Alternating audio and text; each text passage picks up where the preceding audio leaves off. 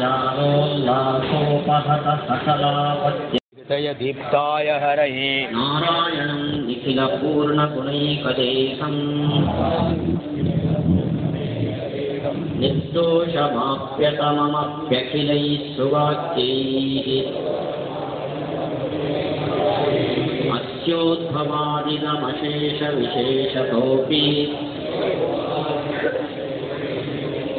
वन्द्यं सदा प्रियतमं मम सन्नमामि।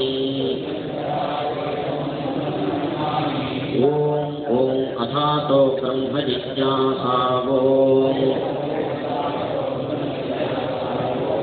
नापि तृतीयः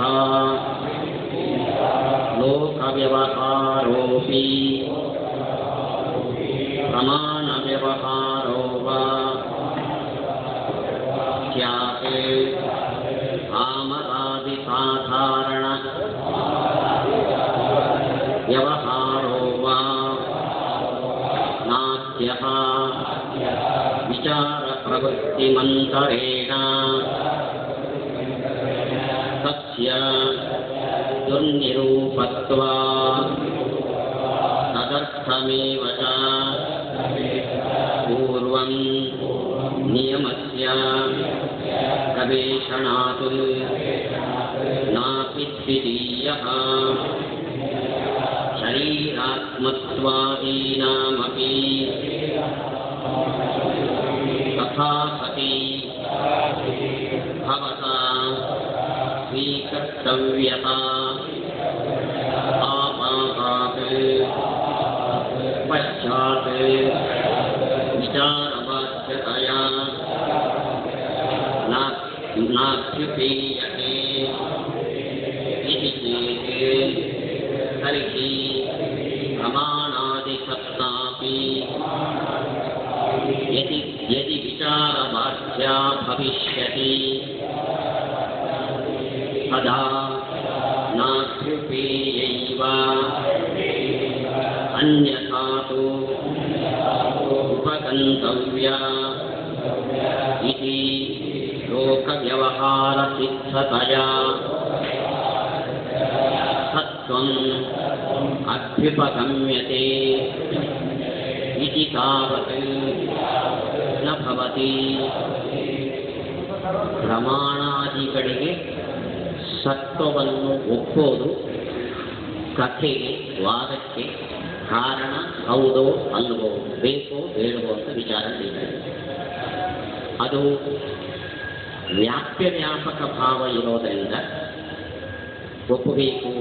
ಕಥೆ ಇದೆ, ವ್ಯಾಪ್ಯ ಇದೆ, ಆದ್ದರಿಂದ ವ್ಯಾಪಕವಾದ ಪ್ರಮಾಣಾದಿ ಸತ್ತಾಭ್ಯುಪಗಮವೂ ಇದೆ ಅಂತ ನೀವು ಹೇಳ್ತೀರೋ, ಅಥವಾ ಕಾರ್ಯಕಾರಣ ಭಾವ ಇರೋದರಿಂದ ಕಥೆಯು ಕಾರ್ಯ, ಪ್ರಮಾಣ ಸತ್ತಾಭ್ಯುಪಗಮವು ಕಾರಣ, ಕಾರ್ಯವಾದ ವಾದ ಇರೋದರಿಂದ ಕಾರಣವಾದ ಸತ್ತಾಭ್ಯುಪಗಮವೂ ಇದೆ ಅಂತ ನೀವು ಹೇಳ್ತಿರೋ, ಈ ಎರಡು ಪಕ್ಷಗಳನ್ನು ನಿರಾಕರಣೆ ಮಾಡಿದರು. ಮೂರನೇದು ವ್ಯವಹಾರ ಸಿದ್ಧತ್ವ ಅಭ್ಯುಪೇಯ. ಕಥೆ ಮಾಡುವಾಗೆಲ್ಲ ಪ್ರಮಾಣ ಸತ್ತಾಭ್ಯುಪಗಮ ಬೇಕು ಅನ್ನೋದು ವ್ಯವಹಾರದಿಂದ ಸಿದ್ಧ. ವ್ಯವಹಾರದಿಂದ ಅಂದರೆ ನಾನು ಮೊದಲೇ ಹೇಳಿದ್ದೀನಿ, ಇಲ್ಲಿ ವ್ಯವಹಾರ ಅಂದರೆ ನಮ್ಮ ಲೌಕಿಕ ವ್ಯವಹಾರ ಅಲ್ಲ, ವಾದ. ವಾದಿ ಪ್ರತಿವಾದಿಗಳ ವಾದದಿಂದ ವಾದ ಮಾಡಬೇಕಾದ್ರೆ ಪ್ರಮಾಣ ಸತ್ತಾಭ್ಯುಪಗಮ ಬೇಕು ಅಂತ ಸಿದ್ಧ ಆಗಿದೆ, ಆದ್ದರಿಂದ ಒಪ್ಕೊಳ್ಬೇಕು. ಹೀಗೆ ಹೇಳ್ತಿರುವಂಥ ಮೂರನೇ ಪಕ್ಷ. ಅಲ್ಲಿ ಎರಡು ಉಪಪ್ರಶ್ನೆಗಳನ್ನು ಮಾಡ್ತಾರೆ. ವ್ಯವಹಾರದಿಂದ ಸಿದ್ಧವಾಗಿದೆ ಅಂದರೆ, ವ್ಯವಹಾರ ಅಂದರೆ ಯಾರ್ಯಾರು ಮಾಡಿದ ವ್ಯವಹಾರನೋ ಪ್ರಾಮಾಣಿಕರು ನಡೆಸುವ ವಾದ. ಪ್ರಾಮಾಣಿಕರು ನಡೆಸುವ ವಾದದಿಂದ ಇದು ನಿಶ್ಚಯ ಆಗಿದೆ ಅಂದರೆ ಆ ವಾದ ಪ್ರಾಮಾಣಿಕವಾಗಿದೆ ಅಂತ ಗೊತ್ತಾಗೋದು ಯಾವಾಗ? ವಾದ ಆರಂಭ ಆದಮೇಲೆ.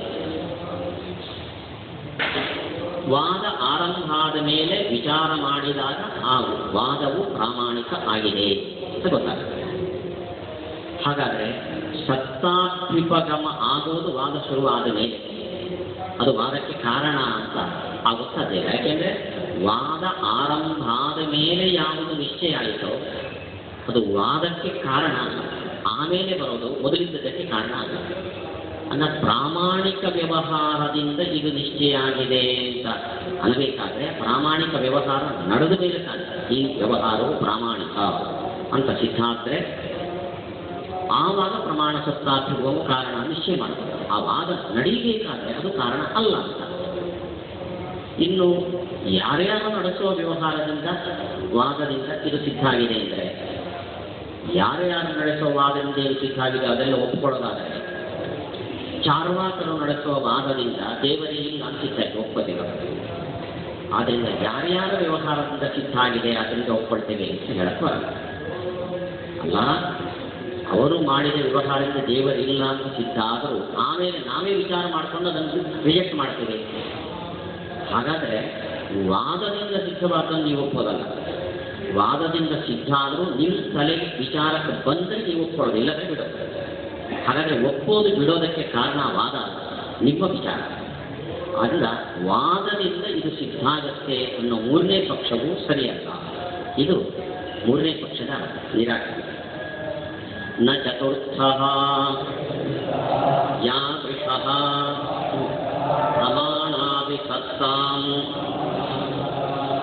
ಯಾದೃಶಃ ಭವತಾ ಪ್ರಮಾಣಾಭಿಸತ್ತಾಂ ಅಧ್ಯುಪಗಮ್ಯ ವ್ಯವಹಾರ ನಿಯಮಃ ಕಥಾಯಾಂ ಅವಲಂಬ್ಯತೆ ತಥೈವ ಪ್ರಮಾಣಾದಿಸತ್ವ ಸತ್ವ ಅನುಸರಣ ಔದಾಸೀನ್ಯೇನ ಅಸ್ಮಾಭಿರಪಿ ಅವಲಂಬನಾತ್ ತಸ್ಯ ಯದಿ ಮಾಂ ಪ್ರತಿ ಫಲಾದಿ ಪ್ರಸಂಜಕತ್ವಂ ತದಾ ತ್ವಾಂ ಪ್ರತ್ಯಪಿ ಸಮಾನ ಪ್ರಸಂಗಃ ತಸ್ಮಾತ್ ಪ್ರಮಾಣಾದಿ ಸತ್ತ ಅಭ್ಯುಪಗಮಸ್ಯ ಕಥೋಪಯೋಗಾಭಾವಾತ್ ಅನಂಗೀಕುರ್ವತಾಂ ಪ್ರಮಾಣಾದಿ ಸತ್ತಾಂ ನ ವಾದಿತಾ ಇತ್ಯನುಪಪನ್ನಂ ಇತಿ. ಇನ್ನು ಕೊನೆಯದ್ದು ಪ್ರಮಾಣಾದಿಗಳು ಸತ್ಯ ಅಂತ ಅಭ್ಯುಪಗಮ ಮಾಡದೇ ಹೋದಲ್ಲಿ ಅತಿಪ್ರಸಂಗ. ಅತಿಪ್ರಸಂಗ ಅಂದರೆ ಜಯ ಪರಾಜಯ ಯಾರಿಗೆ ಯಾರಿಗೆ ಅಂತ ನಿಶ್ಚಯ ಮಾಡಲಿಕ್ಕೆ ಬರಲಿಕ್ಕಿಲ್ಲ ಅಂತ ಕೊನೆಯದ್ದು. ಅದಕ್ಕೆ ಅವನು ಹೇಳ್ತಾನೆ, ವಾದ ಮಾಡಬೇಕಾದ್ರೆ ಆರಂಭದಲ್ಲಿ ಕೆಲವು ನಿಯಮಗಳನ್ನು ಹಾಕೊಳ್ತಾರೆ. ವಾದದ ಕ್ರಮ ಹೀಗಿರಬೇಕು. ವಾದ ಯಾವತ್ತೂ ವಿರುದ್ಧ ಸಿದ್ಧಾಂತವನ್ನು ಅನುಸರಿಸುವುದು ನಡೆಯುತ್ತೆ. ಉದಾಹರಣೆಗೆ ದ್ವೈತ ಅದ್ವೈತ. ನಮ್ಮ ಸಿದ್ಧಾಂತದ ಕ್ರಮಗಳು ಬೇರೆ ಇರ್ತದೆ, ಅವರ ಸಿದ್ಧಾಂತದ ಕ್ರಮ ಬೇರೆ ಇರ್ತದೆ. ಉದಾಹರಣೆಗೆ ನಾವು ಪ್ರತ್ಯಕ್ಷ, ಅನುಮಾನ, ಆಗಮ ಅಂತ ಮೂರೇ ಪ್ರಮಾಣ ಒಪ್ಪಿದರೆ ಅದ್ವೈತವಾದಿಗಳು ಇನ್ನಷ್ಟು ಜಾಸ್ತಿ ಹೋಗ್ತದೆ. ಆದ್ದರಿಂದ ವಾದ ಮಾಡಬೇಕಾದ್ರೆ ಪ್ರಮಾಣದ ಬಗ್ಗೆ, ಕೆಲವು ಅಂಶಗಳ ಬಗ್ಗೆ ಅವರಿಗೂ ನಮಗೂ ಭಿನ್ನಾಭಿಪ್ರಾಯ ಇದ್ದರೆ ಅದಕ್ಕೊಂದು ನಿಯಮ ಮಾಡಿಕೊಳ್ಬೇಕು. ನಮ್ಮದು ಬೇಡ, ನಿಮ್ಮದು ಬೇಡ, ತಾರ್ಕಿಕರ ಸಿದ್ಧಾಂತವನ್ನು ಪ್ರಮಾಣದ ಬಗ್ಗೆ ಒಪ್ಪಿಕೊಂಡು ನಾವು ವಾದ ಮಾಡೋಣ. ಇದನ್ನು ವ್ಯವಹಾರ ನಿಯಮಗಳು ಅಂತ ಹೇಳ್ತಾರೆ. ವಾದ ಮಾಡಬೇಕಾದ್ರೆ ಕೆಲವು ನಿಬಂಧನೆಗಳನ್ನು ಮಾಡಿಕೊಳ್ತೀವಿ. ಈ ನಿಬಂಧನೆ ನಾನು ಮಾಡ್ಕೋಬೇಕು, ನೀವು ಅದ್ವೈತವಾದಿ ಹೇಳ್ತಾ ಇದ್ದಾರೆ, ನಾನು ಮಾಡ್ಕೋಬೇಕು, ನೀವು ಮಾಡ್ಕೋಬೇಕು. ಅಂದರೆ ಪ್ರಮಾಣಗಳನ್ನು ಹೇಳಿ ವಿಷಯವನ್ನು ಸಾಧನೆ ಮಾಡಬೇಕು. ದೋಷಗಳನ್ನು ಹೇಳಿ ಮತ್ತೊಬ್ಬರು ಹೇಳಿದ್ದನ್ನು ನಿರಾಕರಣೆ ಮಾಡಬೇಕು. ಇದು ಇಬ್ಬರು ವಾದಿ ಪ್ರತಿವಾದಿಗಳು ಸಮ್ಮತ. ಇನ್ನು ದ್ವೈತಿಗಳಾದ ನಿಮ್ಮಲ್ಲಿ ಒಂದು ಎಕ್ಸ್ಟ್ರಾ ಏನು ಅಂದರೆ ಆ ಪ್ರಮಾಣದ ಕಡೆಗಳು ಸತ್ಯ ಆಗಿದೆ ಅಂತ ನೀವು ಒಪ್ಕೊಳ್ತೀವಿ. ಉಳಿದಿದ್ದೆಲ್ಲ ನಮಗೂ ಇದು ಸಮಾನ. ನಾವು ಅದು ಸತ್ಯ ಅಸತ್ಯ ಅನ್ನೋ ವಿಚಾರ ಮಾಡದೆ ಆ ಪ್ರಮಾಣಗಳನ್ನು ತಗೊಂಡು ವಾದ ನಡೆಸ್ತೇವೆ. ನೀವು ಸತ್ಯ ಅಂತ ಒಪ್ಪಿದ್ದಷ್ಟೇ ನಿಮಗೆ ಎಕ್ಸ್ಟ್ರಾ. ಆದರೆ ನೀವು ಹೇಳಿದ ನಿಬಂಧನೆಗಳನ್ನೇ ನಾವು ಬಳಸ್ಕೊಂಡಿದ್ದೇವೆ. ನೀವು ಮೂರೇ ಪ್ರಮಾಣ ಅಂದರೆ ನಾವು ಮೂರೇ ಪ್ರಮಾಣ ಅಂತ ಒಪ್ಕೊಂಡಿದ್ದೀವಿ. ನಿಮ್ದು ಎಕ್ಸ್ಟ್ರಾ ಏನು ಅಂದರೆ ನೀವು ಮೂರು ಪ್ರಮಾಣ ಅಂತ ಒಪ್ಪಿ ಅದು ಸತ್ಯ ಅಂತ ಒಪ್ಪಿದ್ದೀವಿ. ನಾವು ಮೂರು ಪ್ರಮಾಣಗಳನ್ನಷ್ಟೇ ಒಪ್ಪಿದ್ದೀವಿ. ನೀವು ಸತ್ಯ ಅಂತ ಒಪ್ಪಿದ್ರಿಂದ ಬಂದ ವಿಶೇಷ ಏನೂ ಇಲ್ಲ. ಒಂದು ವೇಳೆ ನೀವು ಒಪ್ಪಿದ ಪ್ರಮಾಣವನ್ನೇ ನಾವು ಒಪ್ಪಿದ್ರಿಂದ ನಮಗೆ ಅತಿಪ್ರಸಂಗ ಅಂದರೆ ಜಯಪರ್ಯಾಜಯಗಳು ಮತ್ತೊಬ್ಬರಿಗೆ ಆದೀತು, ಯಾರಿಗೆ ಅಂತ ನಿರ್ಣಯ ಆಗಿರ್ತಿಲ್ಲ ಅಂತ ನೀವು ಹೇಳೋದಾದರೆ ಅದೇ ಪ್ರಮಾಣವನ್ನು ನೀವು ಒಪ್ಪಿದ್ದರಿಂದ ನಿಮಗೂ ಅತಿಪ್ರಸಂಗ ಸಮಾನ. ಅಂದರೆ ಪ್ರಮಾಣ ತತ್ವ ಒಪ್ಪಿದ್ರಿಂದ ಅತಿಪ್ರಸಂಗ ಇಲ್ಲ, ಒಪ್ಪದೇ ಇದ್ದಿದ್ದರಿಂದ ಅತಿಪ್ರಸಂಗ ಇದೆ ಅನ್ನೋದನ್ನು ನಿರ್ಣಯ ಮಾಡಲಿಕ್ಕೆ ಬರೋದಿಲ್ಲ. ಯಾಕೆಂದರೆ ನೀವು ಒಪ್ಪಿದ ಪ್ರಮಾಣವನ್ನೇ ನಾನು ಒಪ್ಪಿಕೊಂಡಿರೋದ್ರಿಂದ. ವ್ಯತ್ಯಾಸ ಏನು? ನೀವು ಅದನ್ನು ಸತ್ಯ ಅಂತ ಒಪ್ಪಿದ್ದೀರಿ, ನಾವು ಸತ್ಯ ಮಿಥ್ಯ ಅನ್ನೋದ್ರ ಬಗ್ಗೆ ನ್ಯೂಟ್ರಲ್ ಆಗಿದೆ. ನಮಗೆ ಒಂದು ವೇಳೆ ಅದು ಅತಿಪ್ರಸಂಗಕ್ಕೆ ಕಾರಣ ಆಗೋದಾದರೆ ನಿಮ್ಗೆ ಯಾಕೆ ಕಾರಣ ಆಗಲ್ಲ? ನೀವು ಅದೇ ಪ್ರಮಾಣವನ್ನು ಒಪ್ಪಿದಾನೆ ವಾದ ಮಾಡ್ತಾರೆ.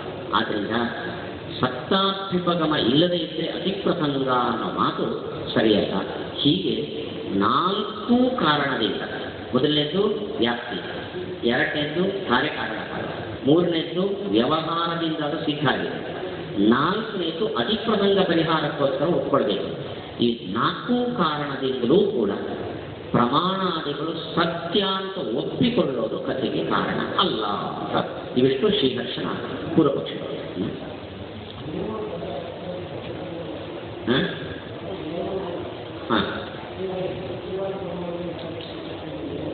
ಪ್ರಮಾಣವನ್ನು ಹೇಳಬೇಕು ಅಂತ ನಿಯಮ. ಸುಳ್ಳು ಪ್ರಮಾಣ ಯಾರಾದರೂ ಹೇಳ್ತಾರೆ? ಪ್ರಮಾಣವನ್ನು ಹೇಳಬೇಕು ಅಂತ ನಿಯಮ.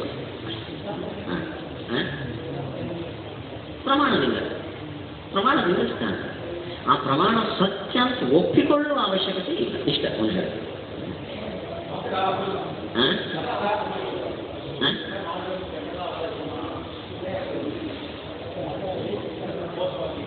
ಬೋತ್ ಪಾರ್ಟೀಸಿಗೆ ಒಂದು ರೂಲ್ಸ್ ಮಾಡ್ತಾರೆ. ನೀವು ಪ್ರಮಾಣ ಅಂದರೆ 3 ಮಾತ್ರ ಹೇಳಬೇಕು. 3 ಬಿಟ್ಟು ಉಳಿದ ಮೀಮಾಂಸಕರು ಅದ್ವೈತಿಗಳು ಒಪ್ಪಿಕೊಳ್ಳದ ಬೇರೆ ಬೇರೆ ಪ್ರಮಾಣಗಳನ್ನೆಲ್ಲ ಹೇಳಬಾರ್ದು. ಅರ್ಥಾಪತ್ತಿ ಇಂಥದ್ದೆಲ್ಲ ಹೇಳಬಾರ್ದು. 3 ಪ್ರಮಾಣ ಅಂತ ಒಪ್ಪಬೇಕು. ಒಂದೇ ಪ್ರಮಾಣ ಅಂತ ಪರಿಗಣನೆ ಮಾಡಿ ನಿಗ್ರಹ ಮಾಡಕೂಡದು. ಕೆಲವು ಅವಶ್ಯಕವಾದ ಪ್ರಕ್ರಿಯಾ ಭೇದಗಳನ್ನು ನಿವಾರಣೆ ಮಾಡೋದಕ್ಕೋಸ್ಕರ ಎಷ್ಟು ಬೇಕು ಅಷ್ಟನ್ನು ನಿಯಮ ಮಾಡಿಕೊಡ್ಬೇಕು, ಸಾಕು. ಸತ್ತ ಹಾಗೆ ನಿನ್ನೆ ಅದನ್ನು ಹೇಳಿದೆ ಅಂದರೆ ಈಗ 2 ಟೆಕ್ನಿಕಲ್ ವರ್ಡ್ ಬಂದಿರೋದೊಂದು ವ್ಯವಹಾರ, ಸತ್ತಾಭ್ಯುಪಗಮ.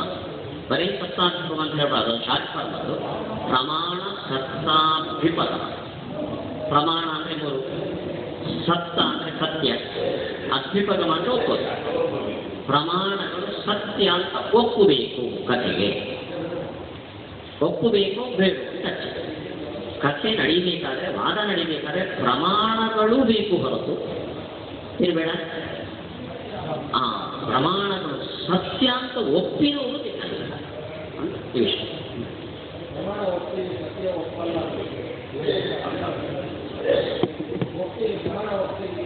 ನೋಡಿ. ಇವತ್ತು ಅದ್ವೈತಿಗಳಿಗೂ ನಮಗೂ ವಾದ ನಡೀತಾ ಇದೆ ಅಂತ ಹೇಳ್ಕೊಳ್ತೀವಿ. ಈ ಟೇಬಲು ಇದೆ ಅಂತ ಅವರು ಒಪ್ತಾರೋ ಇಲ್ಲ, ನಾವು ಒಪ್ತೇವೋ ಇಲ್ಲ. ಆದರೆ ಟೇಬಲ್ ಸತ್ಯ ಅಂತ ಒಪ್ಪಿದರೆ ಮಾತ್ರ ನೀವು ಟೇಬಲಲ್ಲಿ ಕೂತ್ಕೋಬೇಕು. ನೀವನ್ನೇ ಮಾಡ್ತೀರಾ? ಅವನು ಸತ್ಯ ಅಂತ ಒಪ್ಪಲ್ಲ, ಮಿಚ್ಚ ಅಂತ ಹೇಳಿ. ಅದು ಸತ್ಯ ಅಂತ ಒಪ್ಪಬೇಕಾದ ಅವಶ್ಯಕತೆ ಇದೆ. ಟೇಬಲ್ ಇದೆ ಅಂತ ಒಪ್ಕೊಂಡ್ರೆ ಸತ್ಯ ಅಂತ ಯಾಕೆ ಒಪ್ಪಬೇಕು ಅಂತ ಅವ್ರಿಗೆ ಹೇಳ್ತಾರೆ. ಪ್ರತ್ಯಕ್ಷವಾಗಿ ಟೇಬಲ್ ಕಾಣಿಸ್ತದೆ, ಸತ್ಯ ಅಂತ ಕಾಣಿಸ್ತದೆ. ಇವತ್ತಿನ ವಾದನೆ ಸತ್ಯ ಅನ್ನೋದು ಕಣ್ಣಿಗೆ ಕಾಣಿಸುತ್ತೆ, ವಸ್ತು ಕಾಣಿಸುತ್ತೆ, ಸತ್ಯ ಅನ್ನೋದು ಕಣ್ಣಿಗೆ ಕಾಣಿಸುತ್ತೆ. ಪ್ರಪಂಚ ಸತ್ಯತ್ವ ಪ್ರತ್ಯಕ್ಷ ಗೋಚರ ಆಗುತ್ತೋ ಇಲ್ಲೋ ನೀವು ಕೇಳಿದರೆ ಆಶ್ಚರ್ಯ ಅನಿಸ್ಬೋದು, ಇದೊಂದು ವಾದನ. ಆದರೆ ಅದರಲ್ಲೊಂದು ವ್ಯತ್ಯಾಸ ಇದೆ. ವಸ್ತು ಕಾಣಿಸುತ್ತೆ, ವಸ್ತು ಸತ್ಯ ಅನ್ನೋದು ಕಾಣಿಸುತ್ತೆ. ಇದು ವ್ಯತ್ಯಾಸ. ವಸ್ತು ಕಾಣಿಸೋದೇ ಸತ್ಯತ್ವ ಅಲ್ಲ, ಶುದ್ಧರೇಖವು ಕಾಣಿಸುತ್ತೆ ಸತ್ಯನಾದ. ಆದ್ದರಿಂದ ವಸ್ತು ಕಾಣಿಸೋದು ಬೇರೆ, ಸತ್ಯತ್ವ ಕಾಣಿಸೋದು ಬೇರೆ. ನಮಗೂ ಅವರಿಗಿರುವ ವಿವಾದ ಇಷ್ಟೇ. ವಸ್ತು ಕಾಣಿಸುತ್ತೆ, ಸತ್ಯತ್ವ ಕಾಣಿಸಲ್ಲ ಅಂತವರು. ವಸ್ತು ಕಾಣಿಸಿದ ಮೇಲೆ ಸತ್ಯತ್ವವು ಕಂಡೇ ಕಾಣುತ್ತೆ ಅಂತ ನಮ್ಮದು. ಅದೇ ಸತ್ಯತ್ವ ಅಂತ ಏನು ಹಾಗಾದ್ರೆ ಸತ್ಯತ್ವ ಅಂದರೆ ಸ್ಥೂಲವಾಗಿ ಹೇಳಬೇಕಾದ್ರೆ ದೇಶ ಕಾಲಗಳ ಸಂಬಂಧ ಸತ್ಯತ್ವ.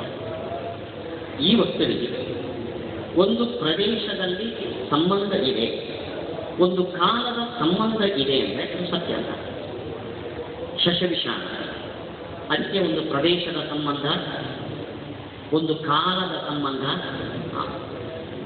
ಕಾಲ ದೇಶಗಳ ರಿಲೇಷನ್ಶಿಪ್ ಏನಿದೆಯೋ ಅದು ಸತ್ಯ. ಆ ಕಾಲ ದೇಶಗಳ ರಿಲೇಷನ್ಶಿಪ್ ಪರ್ಮನೆಂಟ್ ಆಗಿರ್ಬೋದು, ಟೆಂಪ್ರರಿ ಆದರೆ ಅದು ಅನಿತ್ಯ, ಪರ್ಮನೆಂಟ್ ಆದರೆ ನಿತ್ಯ. ಆಕಾಶ ಕಾಲಗಳಿಗೆ ಅಥವಾ ಜೀವರಿಗೆ ದೇಶಕಾಲಗಳ ಸಂಬಂಧ ಏನು? ಪರ್ಮನೆಂಟ್ ಅಥವಾ ನಿತ್ಯ. ಈ ವಸ್ತುಗಳಿಗೆ ದೇಶಕಾಲಗಳ ಸಂಬಂಧ ತಾತ್ಕಾಲಿಕ. ನೋಡಿ, ಒಂದು ವಸ್ತು ಬಿಡ್ತು, ಒಂದು ಕ್ಷಣ ಇತ್ತು, ಸತ್ಯನೋ ಮಿಥ್ಯ? ದೇಶಕಾಲ ಸಂಬಂಧ ಆಯಿತು. ಅದು ಒಂದು ಕ್ಷಣ ಇರಲಿ ಅಥವಾ ಫ್ಯಾಕ್ಷನ್ ಆಫ್ ಸೆಕೆಂಡ್ ಇರಲಿ, ದೇಶ ಕಾಲಗಳ ಸಂಬಂಧ ಬಂತು ಸತ್ಯ. ಇದನ್ನು ಅವರು ಒಪ್ಪಲಿಕ್ಕೆ ಯಾಕೆಂದರೆ ಅವರಿಗೆ ಶುಕ್ತಿ ರಜತವೂ ಇದೆ. ಅಂದರೆ ಶುಕ್ತಿಯಲ್ಲಿ ಕಂಡ ರಜತಕ್ಕೂ ದೇಶಕಾಲಗಳ ಸಂಬಂಧ ಇದೆ. ಸೊ ದೇಶಕಾಲ ಸಂಬಂಧ ಬಂದ ಕೂಡಲೇ ಸತ್ಯ ಆಗ. ಸೊ ಇಲ್ಲಿ ಡಿಸ್ಪ್ಯೂಟ್. ಸತ್ವ ಅಂದರೆ ಏನು, ಸತ್ಯ ಅಂದರೆ ಏನು? ದೇಶಕಾಲ ಸಂಬಂಧ ಸತ್ಯ ಅಂತ ನಮ್ಮದು ಅದಲ್ಲ ಅಂತ ಅವರು.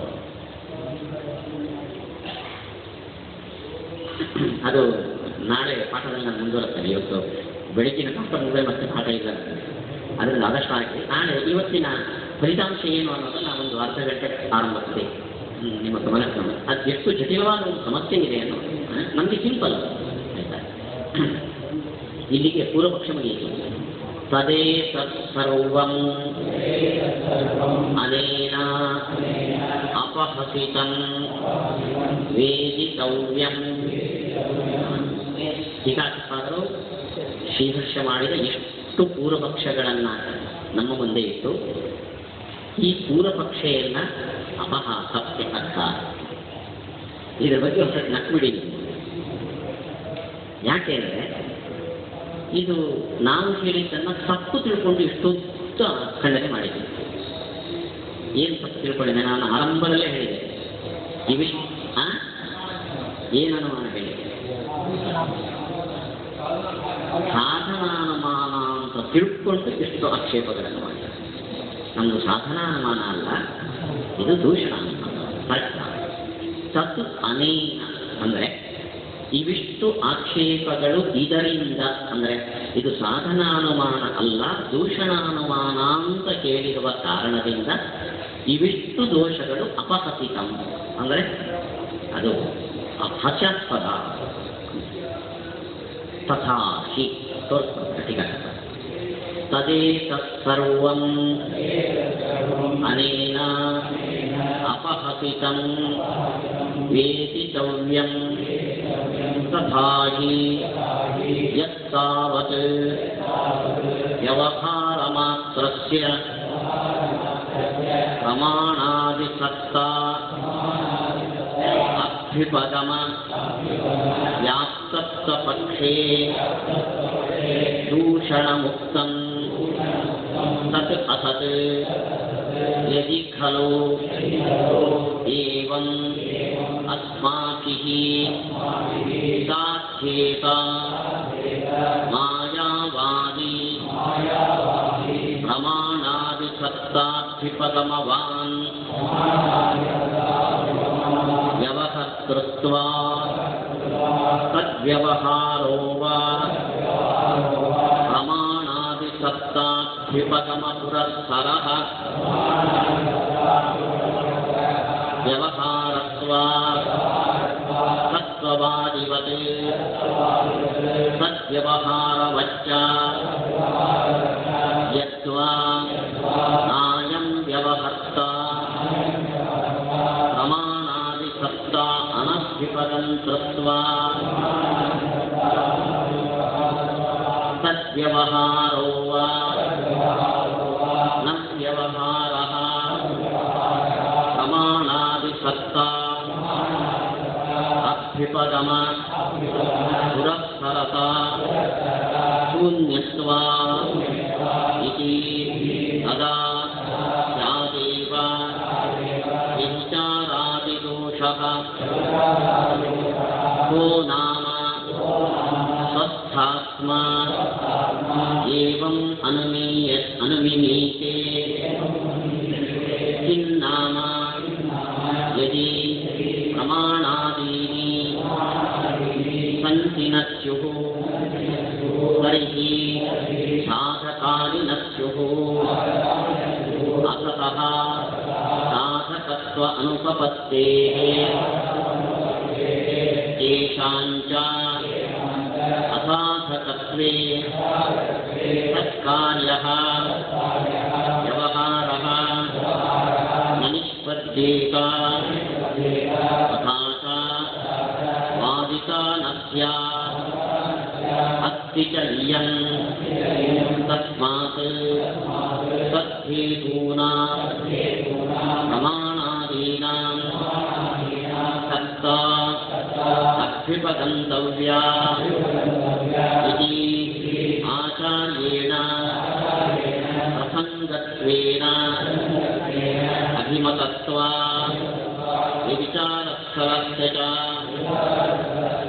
ಪ್ರಸಂಗ ವಿಷಯ ತುಲ್ಯತಾ ಅಂಗೀಕೃತಾ ಪಾಸತ್ತು ಪ್ರಸಂಗಸ್ಯ ಅಲಂಕಾರ ಏವ ಇತ್ಯುಕ್ತಂ. ಯತ್ತಾವತ್ ವ್ಯವಹಾರ ಮಾತ್ರಸ್ಯ, ಅವನು ಮೊದಲನೇದು ಪ್ರಶ್ನೆ, ಎಲ್ಲ ವ್ಯವಹಾರಗಳಿಗೂ ಪ್ರಮಾಣಾದಿ ಸತ್ತಾಭ್ಯುಪಗಮ ವ್ಯಾಪ್ತತ್ವ ಇದೆ. ಯಹ ಯಹ ವ್ಯವಹಾರಃ ಸಹ ಪ್ರಮಾಣ ಸತ್ತಾ ಅಭ್ಯುಪಗಮ ಪೂರ್ವಕ. ಎಲ್ಲಿ ವಾದ ನಡೀತಾ ಇದೆಯೋ ಅಲ್ಲೆಲ್ಲ ಕಡೆಯೂ ಕೂಡ ಪ್ರಮಾಣಾದಿಗಳನ್ನು ಸತ್ಯ ಅಂತ ಒಪ್ಕೊಂಡೇ ಇರ್ತಾರೆ. ಇದು ವ್ಯಾಖ್ಯೆ. ಇದು ಮೊದಲನೇ ಪಕ್ಷ. ಈ ವ್ಯಾಖ್ಯೆ ತಪ್ಪು ಅಂತ ನಮಗೆ ಹೇಳಿದ್ದಾರೆ. ಆಯ್ತಾ?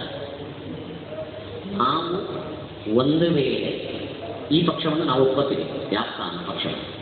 ವಾದ ನಡೆಯುವಲ್ಲೆಲ್ಲ ವಾದಿ ಪ್ರತಿವಾದಿ ಇಬ್ಬರೂ ಕೂಡ ಪ್ರಮಾಣಾದಿಗಳು ಸತ್ಯ ಅಂತ ಒಪ್ಪಿದ್ದಾರೆ. ಇದನ್ನು ನಾವು ಪ್ರೂವ್ ಮಾಡ್ತೇವೆ. ಇಲ್ಲಿ ಸಾಧನಾನುಮಾನ ಹೇಗೆ ತೋರಿಸ್ತಾರೆ ಟೀಕಾರ್ತಾರೆ. ಈ ಸಾಧನಾನುಮಾನ ನಮಗೆ ವಿವಕ್ಷಿತ ಅಲ್ಲ, ದೂಷಣಾನುಮಾನ ವಿವಕ್ಷಿತ. ಸಾಧನಾನುಮಾನ 4 ವಿಧದಿಂದ ತೋರಿಸಿದ್ದಾರೆ. ಅದನ್ನು ಕಷ್ಟ ಇಲ್ಲ, ಅದಕ್ಕೊಂದು ಟ್ರಿಕ್ಸ್ ಇದೆ.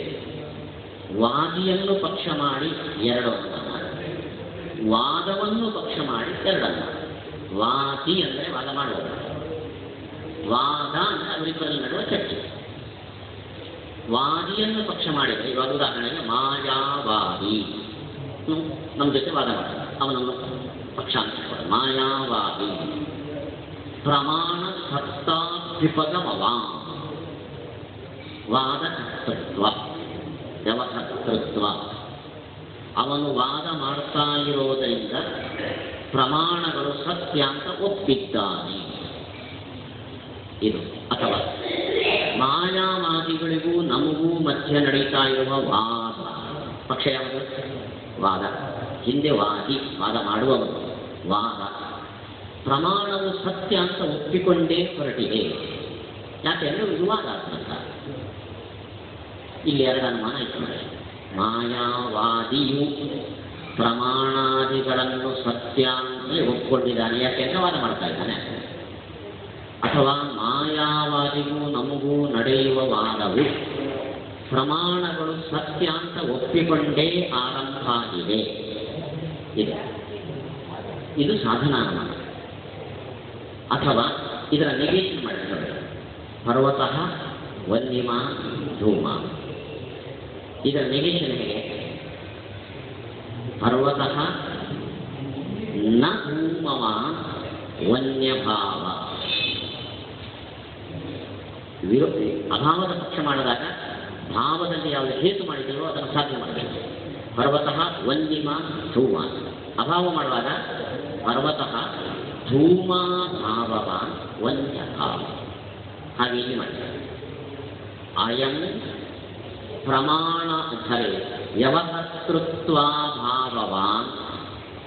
ಯಾಕೆ ಪ್ರಮಾಣ ಸತ್ತ ಅನಭ್ಯುಪದಂತತ್ವ ನೋಡಿ, ವಿಧಿ ಅನುಮಾನ ನೋಡಿ. ಮಾಯಾವಾದಿಯು ಪ್ರಮಾಣಾದಿ ಸತ್ವವನ್ನು ಒಪ್ಪಿದಾನೆ, ವಾದಿ ಆಶ್ರಯಿಸಿದ. ನೆಗೇಷನ್ ನೋಡಿ. ಮಾಯಾವಾದಿಯು ವಾದಿ ಅಲ್ಲ, ಇಲ್ಲಿ ತಿಳಿ ಬಂದರು. ಮಾಯಾವಾದಿಯು ಪಕ್ಷ, ವಾದಿ ಅಲ್ಲ. ಯಾಕೆಂದ್ರೆ ಪ್ರಮಾಣಾದಿಗಳಿಗೆ ಸತ್ವವನ್ನು ಒಪ್ಪಲಿಲ್ಲ. ಹೀಗೆ ನೆಗೇಷನ್ ಅಲ್ಲ. ಇಲ್ಲಿ ಇನ್ನೊಂದು, ಈ ವಾದವು ವಾದ ಅಲ್ಲ, ಪ್ರಮಾಣ. ಈ ವಾದವು ವಾದವೇ ಅಲ್ಲ, ಪ್ರಮಾಣಾದಿಗಳನ್ನು ಸತ್ಯ ಅಂತ ಒಪ್ಪಿಲ್ಲದ ಕಾರಣ. ಅಲ್ಲಿಗೆ ವಿದ್ಯಾತ್ಮಕವಾಗಿ ಎರಡನ್ನು, ವಾದಿಯನ್ನು ಪಕ್ಷ, ವಾದವನ್ನು ಪಕ್ಷ. ನಿಷೇಧಾತ್ಮಕವಾಗಿ ಎರಡನ್ನು, ವಾದಿಯನ್ನು ಪಕ್ಷ, ವಾದವನ್ನು ಪಕ್ಷ. ಹೀಗೆ ನಾವು ಮಾಡಿದ್ದಲ್ಲಿ ನೋಡಿ, ಮಾಯಾವಾದಿಯು ಅವನು ವಾದ ಮಾಡುತ್ತಾ ಇಲ್ಲ. ಯಾಕೆಂದರೆ ಸತ್ಯವನ್ನು ಪ್ರಮಾಣಾದಿಗಳನ್ನು ಸತ್ಯ ಅಂತ ಒಪ್ಪಲಿಲ್ಲ. ನಮಗೂ ನೀವು ವಾದ ನಡೀತಾ ಇದೆ, ನಾವು ನೀವು ಹೇಳೋದು ನೀನು ವಾದ ಮಾಡ್ತಾ ಇಲ್ಲ ಹೇಳ್ಬೋದೇ? ಟೀಕಾಕೃತ ಕೋಶಿ ಸ್ವಸ್ಥಾತ್ಮ ಏವಂ ಅನುಮಿಮೇಯತೆ. ತಲೆಯಲ್ಲಿ ಸ್ವಲ್ಪ ಮೂಳೆ ಇರುವವನಿಗೆ ಯಾರು ತಾನೇ ಹೀಗೆ ಮಾಡುತ್ತಾರೆ? ಹೀಗೆ ನಾವು ಮಾಡಲ್ಲ. ಹೀಗೆ ಮಾಡಿದರೆ ನೀನು ವಾದ, ವ್ಯಭಿಚಾರ ಇವುಗಳನ್ನೆಲ್ಲ ಉತ್ಪಾದನೆ ಮಾಡಬಹುದು. ನಾವು ಈ ಸಾಧನಾನುಮಾನ ಮಾಡಲಿಲ್ಲ, ಅಷ್ಟು ಬುದ್ಧಿ ಇಲ್ಲ ನಮಗೆ. ಈ ಕೋಶಿ ಸ್ವಸ್ಥಾತ್ಮ ಏವಂ ಅನುಮಿಮೇಯತೆ ಅಂದರೆ ಮೈ ಮೇಲೆ ಸ್ವಲ್ಪ ಪ್ರಜ್ಞೆ ಇರುವವರು ಯಾರು ತಾನೇ ಹೀಗೆ ಅನುಮಾನ ಮಾಡಕ್ಕೆ ಸಾಧ್ಯ? ಅದನ್ನ ಹೀಗೆ ಮಾಡುವ ಉದ್ದೇಶ ನಮಗೆ ಅಲ್ಲ. ಮತ್ತೇನು ಮಾಡುವ ಉದ್ದೇಶ? ನಮಗೂ ನಿಮಗೂ ವಾದ ನಡೀತಾ ಇದೆ. ನೀನು ಒಂದು ವೇಳೆ ಪ್ರಮಾಣಾದಿಗಳನ್ನು ಸತ್ಯ ಅಂತ ಒಪ್ಪದೇ ಹೋದಲ್ಲಿ ನಡೆಯುವ ವಾದ ಇದು ನಡೆಯಲಿಕ್ಕೆ ಸಾಧ್ಯ ಇರ್ತಿರಲಿಲ್ಲ. ನಡೀತಾ ಇದೆ, ಆದ್ದರಿಂದ ನೀವು ಒಪ್ಪಿದ್ದೀವಿ. ಇಲ್ಲಿ ಏನಾದರೂ ಹೇಳ್ಬೇಕು, ಒಪ್ಪಿದ್ದೀಯನ್ನ ನಾನು ಒಪ್ಪಿಲ್ಲ ಅಂದರೆ ಒಪ್ಪೋದಿಕ್ಕೆ ವಾದ ನಡೆಯಕ್ಕೆ ಸಾಧ್ಯ ಇಲ್ಲ. ಅಂದರೆ ಇದು ಪ್ರಸಂಗದಲ್ಲಿ ವಾದ ಅದು ಭೂಷಣ ಹೊರತು ದೂಷಣ ಅಲ್ಲ. ಯಾಕೆ ವಾದ ನಡೀಬೇಕಾದ್ರೆ ಪ್ರಮಾಣಾದಿಗಳು ಸತ್ಯ ಅಂತ ಒಪ್ಪಿಯೇ ನಡೆದಿದೆ ಅಂತ ಯಾಕೆ ನೀವು ಕಂಪಲ್ ಮಾಡ್ತೀರಿ? ಅಂದರೆ ವಾದ ನಡೀಬೇಕಾದ್ರೆ ಪ್ರಮಾಣ ಬೇಕು ಬೇಡ? ವಿಷಮ್ ನಿತ್ಯ ನೀವು ಹೇಳಿದ ಕೂಡ ನಾನು ಕೇಳ್ಬೇಕೇನಾ? ಆಧಾರ ಕೊಡಬೇಕು, ಒಂದು ಅನುಮಾನ ಕೊಡಬೇಕು,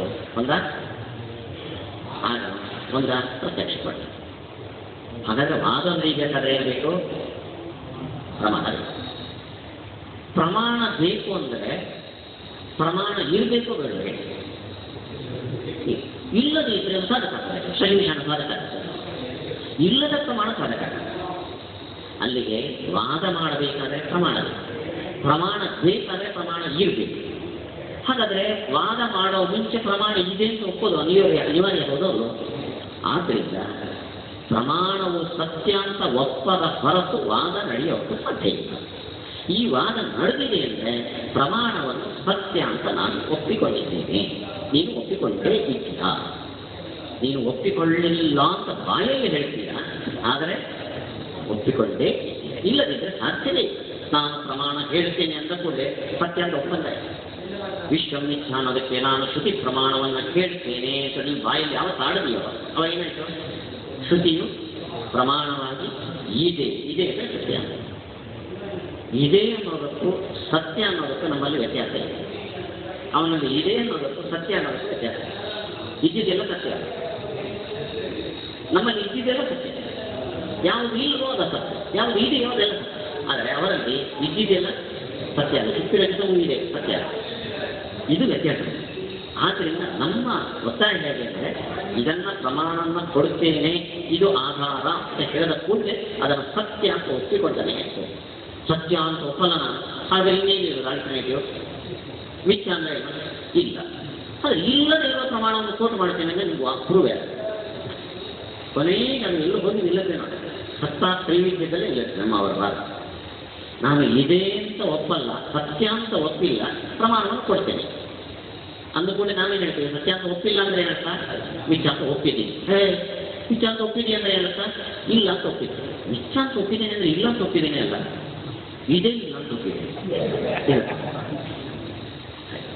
ನಮ್ಮದು ಒತ್ತಾಯ ಹೇಗೆ ಅಂದರೆ ಸತ್ಯ ಅಂತ ಒಪ್ಪಿಲ್ಲ ಅಂದರೆ ನೀನು ಇರೋದು ಒಂದೇ ಆಗ್ತದೆ ಯಾವುದು ಇಲ್ಲ ಅಂತ ಒಪ್ಪಿಲ್ಲ, ಇಲ್ಲ ಅಂತ ಒಪ್ಪಿದ್ರೆ ವಾದ ನಡೆಯುತ್ತೆ ಹಾಗೆ. ಅಂದರೆ ವಾದಕ್ಕೆ ಇದು ಅನಿವಾರ್ಯ. ಇನ್ನು ವಾದ ನಡೆಯುವವೆಲ್ಲ ಪ್ರಮಾಣಾದಿಗಳು ಸತ್ಯ ಅಂತ ಒಪ್ಪೇ ಇರ್ತಾರೆ ಅನ್ನೋ ನಿಯಮ ಇಲ್ಲ ಅಂತ ಒಂದು ತೋರಿಸಿದೆ. ಉದಾಹರಣೆಗೆ ಬೌದ್ಧರು ವಾದ ನಡೆಸ್ತಾರೆ, ಚಾರ್ವಾಕರು ವಾದ ನಡೆಸ್ತಾರೆ, ಪ್ರಮಾಣವನ್ನು ಸತ್ಯ ಅಂತ ಒಪ್ಪಿಲ್ಲ. ನಡೀತಾ ಇದೆಯೋ ಇಲ್ಲೋ ನಿನ್ನ ಗುಂಪಲ್ಲಿ ಅವರನ್ನು ಕೇಳ್ತಾರೆ. ನೀನು ಪ್ರಮಾಣ ಸತ್ಯ ಅಂತ ಒಪ್ಪದೇ ಹೋದಲ್ಲಿ ಈ ವಾದ ನಡೆಯುತ್ತಿರಲಿಲ್ಲ ಅನ್ನೋ ಅತಿಪ್ರಸಂಗವನ್ನು ನಿನಗೆ ಹೇಳ್ತೇವೋ, ಬೌದ್ಧರು ಪ್ರಮಾಣವನ್ನು ಸತ್ಯ ಅಂತ ಒಪ್ಪದೇ ಹೋದಲ್ಲಿ ಅವರೂ ವ್ಯವಹಾರವನ್ನು ವಾದವನ್ನು ನಡೆಸುತ್ತಾ ಇಲ್ಲ. ಚಾರ್ವಾಕರು ಪ್ರಮಾಣವನ್ನು ಸತ್ಯ ಅಂತ ಒಪ್ಪದೇ ಹೋದಲ್ಲಿ ಅವರು ವಾದವನ್ನು ನಡೆಸಕ್ಕೆ ಸಾಧ್ಯ ಇಲ್ಲ. ಹೀಗೆ 3 ಜನವನ್ನು ಮುಂದ್ಗಡೆ ನಿಲ್ಲಿಸ್ಕೊಂಡು ಈ ಅತಿಪ್ರಸಂಗವನ್ನು ಹೇಳ್ತೇವೆ. ಈ ವಿಚಾರ ಸತ್ಪರ. ಎಲ್ಲಿ ಅತ್ಯಂತ ಬಗ್ಗೆ ಹೇಳ್ತೀವೋ ಅದು ವಿವಾದಾಸ್ಪದ ಆದ್ದರಿಂದ ಅದನ್ನು ವಿಚಾರ ಹೇಳ್ತಾರೆ. ಇನ್ನು ನಾನು ಒಪ್ಪಿಲ್ಲ ಅನ್ನೋದು ನನಗೆ ಪ್ರತ್ಯಕ್ಷ ಸಿದ್ಧ ಅಲ್ವಾ, ಅದನ್ನ ನಿಮ್ಮ ಪ್ರಸಂಗ ಬಾಧಿತ ಅಂದರೆ ಬಾಧಃ ಅಲಂಕಾರ ಹೇಳ್ತಾರೆ. ಬೆಂಕಿ ಇಲ್ಲ ಅಂದರೆ ಹೊಗೆಯೂ ಇಲ್ಲದಾದೀತು. ಇಲ್ಲದೆ ಇರುವುದು, ಹೊಗೆ ಇಲ್ಲದೇ ಇರೋದು ಹೌದೋ ಅಲ್ವೋ? ಪರ್ವತದಲ್ಲಿ ಹೊಗೆ ಇಲ್ಲದೇ ಇರೋದು ಹೌದೋ ಅಲ್ವೋ? ಇಲ್ಲದೇ ಇರೋದು ಹೌದು ಅಂದರೆ ಹೊಗೆ ಇಲ್ಲದಾದೀತು ಹೇಳ್ಬೋದ? ಮಳೆ ಬರದೇ ಇದ್ದಲ್ಲಿ ಇಷ್ಟು ತಂಪು ಇರೋಕ್ಕೆ ಸಾಧ್ಯ ಇಲ್ಲ. ತಂಪು ಇರೋಕ್ಕೆ ಸಾಧ್ಯ ಇಲ್ಲ ಅಂತ ನಾನು ಹೇಳ್ತಾ ಇದ್ದೆ. ಇದೆಯೋ ಇಲ್ಲ ತಂಪು ಹೇಳಿ? ಇದೆ. ಆದರೆ ತಂಪು ಇರೋಕ್ಕೆ ಸಾಧ್ಯ ಇಲ್ಲ ಅನ್ನೋ ಕಂಡೀಷನ್ ಇಲ್ಲ. ಹೊಗೆ ಇಲ್ಲದೆ ಹೋದೀತು.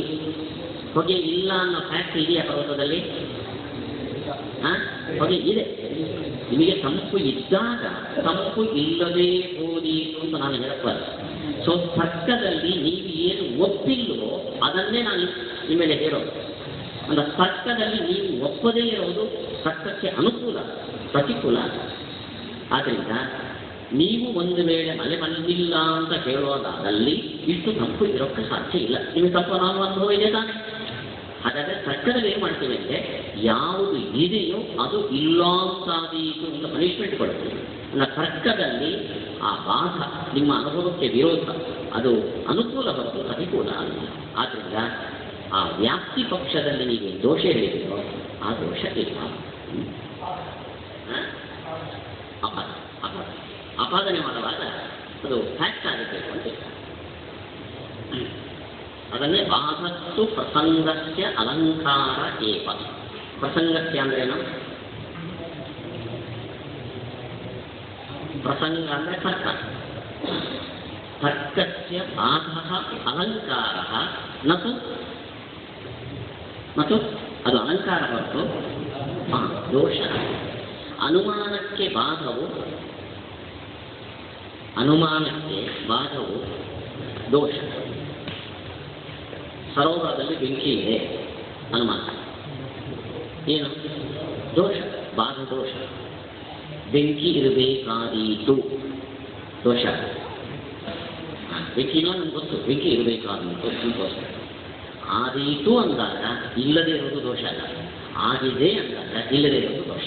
ಸೊ ಸಾಧನಾನುಮಾನಕ್ಕೆ ಬಾಧವು ದೋಷ, ಭೂಷಣಾನುಮಾನಕ್ಕೆ ಬಾಧವು ದೋಷ. ಸಾಧನ ಬಾಧನ ಕ್ಷಮ ವ್ಯವಹಾರಸ್ಯ ಪ್ರಮಾಣಾದಿ ಸತ್ತಾ ಅಭ್ಯುಪಗಮ ವ್ಯಾಪ್ತತ್ವ ಪಕ್ಷೇ ಅಪಿ ಉಕ್ತಂ ದೂಷಣಂ ಅನೇನೈವ ನಿರಸ್ತಂ ಮಾಯಾವಾದಿನಂ ತದ್ವ್ಯವಹಾರಂ ವಾ ಪಕ್ಷೀಕೃತ್ಯ ವಿಶಿಷ್ಟವ್ಯವಹಾರಕರ್ತೃತ್ವೇನ ವಿಶಿಷ್ಟವ್ಯವಹಾರತ್ವೇನ ವಾ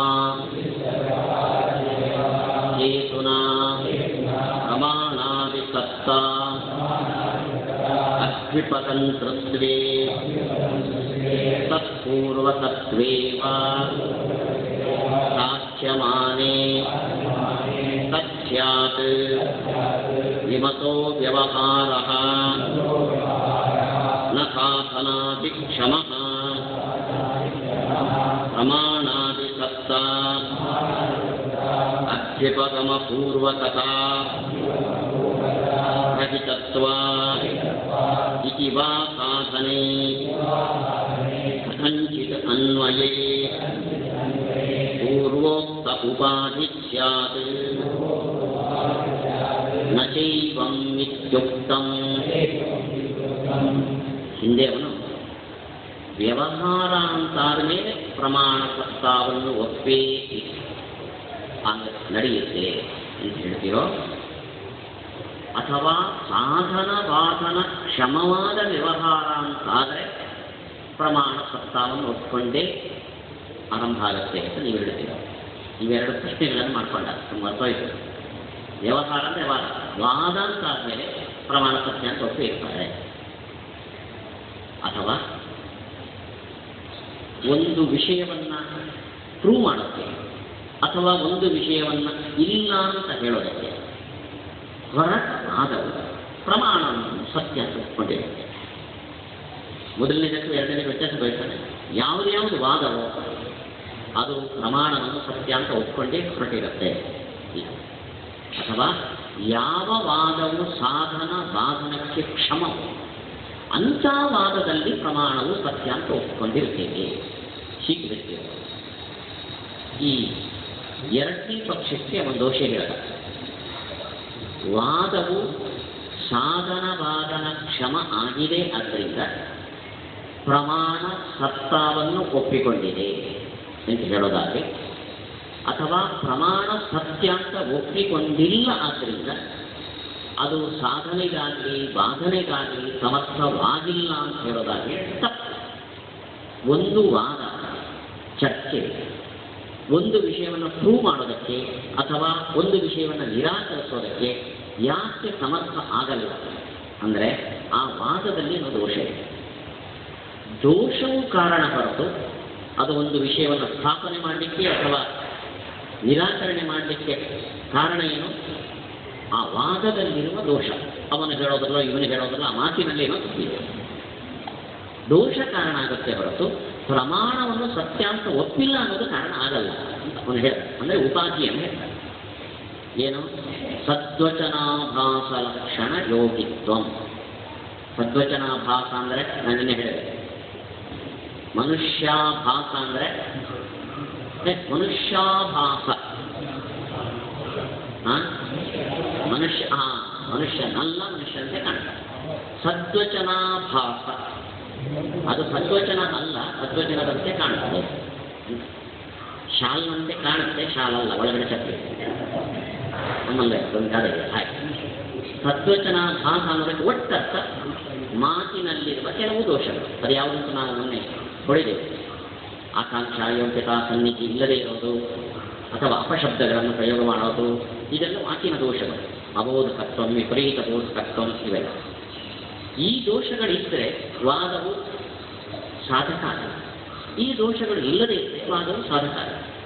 ಸಾಧಕತ್ವ ಅಭಾವಕ್ಕೆ ಪ್ರಯೋಜಕ. ದೋಷ ಇರೋದು ಇಲ್ಲದೇ ಇರೋದು ಹೊರತು ಪ್ರಮಾಣ ಸತ್ಯ ಅಂತ ಒಪ್ಪಿರೋದು ಒಪ್ಪದೇ ಇರೋದು ಅಲ್ಲ. ಅವನ ನಿರಾಕರಣ. ಅದಕ್ಕೆ ಖುದು ಈ ಉಪಾಧಿಯನ್ನು ಯಾವತ್ತು ಹೇಳಬೇಕು ಅಂದರೆ ನಾವು ಸಾಧನಾನುಮಾನ ತದನೇನ ಸ್ವಸ್ಥಿತ. ನಾವು ಸಾಧನಾನುಮಾನ ಹೇಳಿದರೆ ಈ ಉಪಾಧಿ ದೋಷ ಸರಿ. ನಾವು ಸಾಧನಾನುಮಾನ ಹೇಳ್ತಾ ಇಲ್ಲ. ನೀನು ಹೀಗೆ ಮಾಡಿದ್ರೆ ಹೀಗಾದೀತು ಅಂತ ಹೇಳ್ತೇವೆ. ಆದ್ದರಿಂದ ಇಲ್ಲಿ ಉಪಾಧಿಯನ್ನು ಹೇಳಿದ್ದು ತಪ್ಪು. ಪ್ರಸಂಗಾನುಮಾನದಲ್ಲಿ ಉಪಾಧಿಯನ್ನು ಹೇಳಿದೆ ತಪ್ಪು. ಮತ್ತೆ ಸತ್ವಚನಾಭಾಸ ಲಕ್ಷಣ ವಾದವು ಸಾಧಕ ಅಲ್ಲ ಅನ್ನೋದಕ್ಕೆ ವಚನ ದೋಷವು ಕಾರಣ. ಅಂದರೆ ಯಾವುದು ಸಾಧಕ ಅಲ್ಲವೋ ಅಲ್ಲಿ ವಚನ ದೋಷ ಇರ್ತದೆ. ಉಪಾಧಿ ಅಂತ ಹೇಳಬೇಕಾದ್ರೆ ಸಾಧ್ಯ ವ್ಯಾಪಕ ಆಗಬೇಕು. ನೀವು ಪ್ರಮಾಣ ಪತ್ರ ಜ್ಞಾಪಿಸ್ಕೊಳ್ಳಿ. ಈ ವಾದವು ಸಾಧಕ ಅಲ್ಲ, ವಚನ ದೋಷ ಇದೆ ಅಂತ ಇದು ತಾನೆ. ಆದರೆ ಯಾವುದು ಸಾಧಕ ಅಲ್ವೋ ಅಲ್ಲೆಲ್ಲ ವಚನ ದೋಷ ಇರ್ತದೆ. ಸರಿನೋ ತಪ್ಪು? ಇದು ತಪ್ಪು. ನೋಡಿ, ಕಣ್ಣಲ್ಲಿ ಅಟ್ರಾಕ್ಟ್ ಬಂದರೆ ಯಾವುದು ಕಾಣಿಸಲ್ಲ, ಆ ಸ್ಥಿತಿ ಇಟ್ಕೊಂಡು ಕಾಣಿಸಲ್ಲ. ಒಂದಿದ್ದಿದ್ದು ಎರಡು ಕಾಣಿಸುತ್ತೆ ಅನ್ನೋದು ಬೇಡ, ಕಾಣಿಸಲ್ಲ ಅಂದರೆ ಆಯ್ತಾ. ಕಣ್ಣು ಸಾಧಕ ಹೌದೋದು, ಕಾಂಟ್ರಾಕ್ಟ್ ಬಂದರೆ ಸಾಧಕ. ಅಲ್ಲಿ ವಚನ ದೋಷ ಇದೆಯಾ? ಮಾತಿನಲ್ಲಿರುವ ದೋಷ ಕಣ್ಣದಿದೆಯಾ? ಇಲ್ಲ. ನೋಡಿ, ಯಾವುದು ಸಾಧಕ ಅಲ್ಲೋ ಅಲ್ಲಿ ವಚನ ದೋಷ ಇರ್ತದ. ಅದಕ್ಕೋಸ್ಕರ ಟೀಕಾಕೃತ ಕಥಂಚಿತ್ ಉಪಾಧಿ. ನೇರವಾಗಿ ನೋಡಿದ್ರೆ ಈ ಉಪಾಧಿಯನ್ನು ಪ್ರೂವ್ ಮಾಡಲಿಕ್ಕೆ ಬರಲ್ಲ, ತಪ್ಪು ಇದು ಉಪಾಧಿ. ಇನ್ನೇನು ಹೇಳಬೇಕು? ಯಾವ ವಚನವು ಸಾಧಕ ಅಲ್ಲವೋ ಅಲ್ಲಿ ವಚನ ದೋಷ ಇರ್ತದೆ. ಯಾವ ಮಾತು ಪ್ರೂವ್ ಮಾಡಲ್ವೋ ಅಲ್ಲಿ ಏನಾದರೂ ದೋಷ ಇರ್ತದೆ. ಉದಾಹರಣೆಗೆ ಒಂದಿನ ಸಿಂಚರಿ, ಇದು ಪ್ರೂಫ್ ಆಗುತ್ತೋ ಇಲ್ಲ? ಇಲ್ಲ. ಯಾಕೆ? ವಚನ ದೋಷ ಇದೆ. ಯೋಗ್ಯತಾ ಅನ್ನೋದು ಇಲ್ಲ, ಅಯೋಗ್ಯತಾ ಇಲ್ಲ. ಆಯ್ತಾ? ಕಾಗೆ ಬಿಳಿಯಾಗಿದೆ ನನ್ನ ಮಾತು, ಇದು ಪ್ರೂವ್ ಮಾಡಲ್ಲ. ಯಾಕೆ ಮಾಡಲ್ಲ? ವಚನ ದೋಷ. ಹಾಗಾದರೆ ಯಾವುದು ಮಾತಾಗಿದ್ದು ಪ್ರೂವ್ ಮಾಡಲ್ವೋ ಅಲ್ಲಿ ವಚನ ದೋಷ ಇದೆ. ಹೀಗೆ ಉಪಾಧಿಯನ್ನು ಹೇಳಬೇಕು. ಈ ಉಪಾಧಿ ಇವಾಗ ಇಲ್ಲ. ಯಾಕೆ ಅಂದರೆ ನಾವು ಸಾಧನಾನುಮಾನ ಮಾಡಿದ್ದಲ್ಲ, ದೂಷಣಾನುಮಾನ ಮಾಡಿದ್ದು. ಆದ್ದರಿಂದ ನಿನ್ನ ಎರಡನೇ ಪಕ್ಷಕ್ಕೇನು ಉಪಾಧಿ ದೋಷವನ್ನು ಹೇಳಿದೆಯೋ ಅದು ನಮಗೆ ಬರಬಹುದು. ಒಂದು ವೇಳೆ ನೀನು ಪ್ರಮಾಣ ಸತ್ಯ ಅಂತ ಒಪ್ಪದೇ ಹೋದಲ್ಲಿ ಈ ವಾದ ನಡೆಯಲಿಕ್ಕೆ ಸಾಧ್ಯ ಇಲ್ಲ, ನಡೀತಾ ಇದೆ. ಆದ್ದರಿಂದ ನೀನು ಪ್ರಮಾಣವನ್ನು ಸತ್ಯ ಅಂತ ಒಪ್ಪಿದ್ದಿ. ನೀನು ವಾದ ಮಾಡ್ತಾ ಇಲ್ಲ, ಪ್ರಮಾಣ ಸತ್ಯ ಅಂತ ಒಪ್ಪಿಲ್ಲ. ಆದ್ದರಿಂದ ಹೀಗೆ ಮಾಡಿದರೆ ಉಪಾಧಿ ಬರುತ್ತೆ. ಆದ್ದರಿಂದ ಈ ಉಪಾಧಿ ಈ ಪ್ರಸಂಗಕ್ಕೆ ಇಲ್ಲ. ಕಿಂಚ ಅಯಂ ಉಪಾಧಿ ನ ಸಾಧನಾ ನಿತ್ಯತೆ ಯದಾ ಹಿ ಪ್ರಮಾಣಾದಿ ಸತ್ತಾ ನಾಭ್ಯುಪಗತ ತದಾ ತದಸತ್ವಮೇವ ಅಂಗೀಕೃತಂ ಇತಿ ಸ್ವರೂಪಾಸಿದ್ಧತ್ವಾತ್ ತಚ್ಚ ತದ್ವಚನಾಭಾಸ ಲಕ್ಷಣ ವಿಶೇಷ ಏವ. ಇನ್ನು ಉಪಾಧಿ ಯಾವತ್ತೂ, ಉಪಾಧಿ ಇಲ್ಲ ಅಂತ ಒಂದು ಹೇಳಿದ್ರು, ಉಪಾಧಿ ಯಾವತ್ತೂ ಕೂಡ ಸಾಧನ ಅವ್ಯಾಪಕ ಆಗಿದೆ. ನಮ್ಮಲ್ಲಿ ಸಾಧನ ಯಾವುದಂದರೆ ಸಾಧನ ಬಾಧನ ಕ್ಷಮ ವ್ಯವಹಾರವಾದ್ರಿಂದ ಈ ವಾದವು ಪ್ರಮಾಣವನ್ನು ಸತ್ಯ ಅಂತ ಒಪ್ಪಿಕೊಂಡು ಹೊರಟಿದೆ. ಹೀಗೆ ಅನುಮಾನನೇ ಮಾಡಿದ್ದೀನಿ ತಿಳ್ಕೊಂಡು.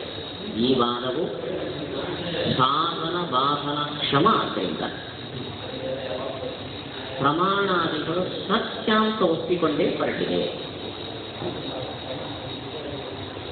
ಅದೇ ಕ್ಷಮ ಅಂದರೆ ಇಟ್ ಈಸ್ ಕೆಪಬಲ್.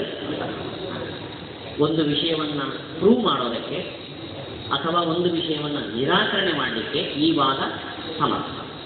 ಉದಾಹರಣೆಗೆ ಯಾರೋ ಬೆಟ್ಟರು ಸೇರ್ಕೊಂಡು ಒಂದು ಚರ್ಚೆ ನಡೆಸ್ತಾ ಇದ್ದಾರೆ. ಸುಮ್ಮನೆ ಹರಕೆ ಅಲ್ಲ, ಅದರಿಂದ ಒಂದು ಪ್ರೂವ್ ಆಗಲ್ಲ, ಒಂದು ಡಿಸ್ಪ್ರೂವ್ ಆಗಲ್ಲ, ಸುಮ್ಮನೆ ಜಾನಿಗೆ ಮಾಡ್ತಾರೆ. ನಾವು ವ್ಯವಹಾರ ಎಲ್ಲವೂ ಕೂಡ ಸಾಧನ ಬಾಧನ ಕ್ಷಮ ಅಂತ ಒಪ್ಪಲ್ಲ. ಕೆಲವು ಪ್ರಾಮಾಣಿಕರ ವಿವೇಕಿಗಳ ವ್ಯವಹಾರವು ಸಾಧನವಾದ ಕ್ಷಮ ಅಂತ. ವ್ಯವಹಾರವು ಸಾಧನ ಕ್ಷಮ ಆಗದೇ ಏಕೆ? ಯಾವುದು ಕಾರಣ? ಅವನು ಹೇಳೋದು ಅಲ್ಲ, ಅಕ್ಷರ ಸದ್ವಚನ. ನಾವು ಹೇತು ಮಾಡಿದ್ದು ಯಾವುದು? ಸಾಧನ ಬಾಧನ ಕ್ಷಮ ವ್ಯವಹಾರ ಆಗಿಲ್ಲ ಆದ್ದರಿಂದ ಇದು ಪ್ರಮಾಣ ಸತ್ತಾತ್ಮಕ ಪೂರ್ವಕ ಆಗಿಲ್ಲ ಆದ್ದರಿಂದ ಸಾಧನ ಬಾಧನ ಕ್ಷಮ ಆಗಿಲ್ಲ. ಸತ್ತಾತ್ಮಕ ಪೂರ್ವಕ ಆಗಿಲ್ಲ ಅಂದರೆ ಅರ್ಥ ಪ್ರಮಾಣವನ್ನು ಸತ್ತ ಅಂತ ಒಪ್ಪಿಲ್ಲ. ಸತ್ಯ ಅಂತ ಒಪ್ಪಿಲ್ಲ ಅಂದರೆ ಅಂತ ಇನ್ನೊಂದು ಮುಖ ಅಸತ್ಯ ಅಂತ ಒಪ್ಪಿಲ್ಲ. ಹಾಗಾದರೆ ಪ್ರಮಾಣವು ಇಲ್ಲ ಅಂತ ಒಪ್ಪಿಕೊಂಡು ವಾದ ನಡೀತಾ ಇದೆ. ಪ್ರಮಾಣವು ಇಲ್ಲದೇ ಇದ್ದರೆ ಅಸಿದ್ಧಿ ಅನ್ನೋ ದೋಷ, ವಚನ ದೋಷವು. ಅಲ್ಲಿಗೆ ಸದ್ವಚನಾಭಾಸ ಅಂದರು, ಪ್ರಮಾಣ ಸತ್ತ ಅನಭ್ಯುಪಗಮ ಅಂದರು ಒಂದೇನೆ. ಅದರ ಉಪಾಧಿನು ಹೇತು ಒಂದೇ ಆಯ್ತಾದ್ರಿಂದ ಈ ಉಪಾಧಿ ಈ ಅನುಮಾನಕ್ಕೆ ಬರೋಕ್ಕೆ ಸಾಧ್ಯ ಇಲ್ಲ. ಅನುಮಾನಕ್ಕೆ ಇಟ್ಕೊಂಡ್ರೂ ಹೇತು ಉಪಾಧಿಗಳು ಒಂದೇ ಆದ ಕಾರಣ ಸಾಧನ ಅವ್ಯಾಪಕತ್ವವನ್ನು ಹೇಳಿಕೆ ಬರಲ್ಲ. ಆದ್ದರಿಂದ ಉಪಾಧಿ ತಪ್ಪು. ಸದ್ವಚನಾಭಾಸ ಅಂದರು, ವಚನ ದೋಷ ಅಂದರು ವ್ಯತ್ಯಾಸ ಇಲ್ಲ. ಸದ್ವಚನಾಭಾಸ ಅಂದರು, ಪ್ರಮಾಣ ಸತ್ತ ಅನಭ್ಯುಪಗಮ ಅಂದರು ಒಂದೇ. ನೋಡಿ, ಉದಾಹರಣೆಗೆ ಕೊಳದಲ್ಲಿ ಬೆಂಕಿ ಇದೆ, ಹೊಗೆ ಇರೋದ್ರಿಂದ ಅಂತ ಹೇಳ್ತಾರೆ. ಅಲ್ಲಿ ಹೊಗೆ ಇದೆಯಾ? ಇಲ್ಲ. ಅಂದರೆ ನಾನು ಹೇಳಿದ ರೀಸನ್ ಅಲ್ಲಿ ಇಲ್ಲ. ಅಂದರೆ ಏನಂತ? ಅಸಿದ್ಧಿ ಅಂತ ಅನುಮಾನಕ್ಕೆ ದೋಷ. ಪ್ರಮಾಣದ ಜ್ಞಾಪಿಸಬೇಕು, ಇದು ಅಸಿದ್ಧಿ ಅಂತ ದೋಷ.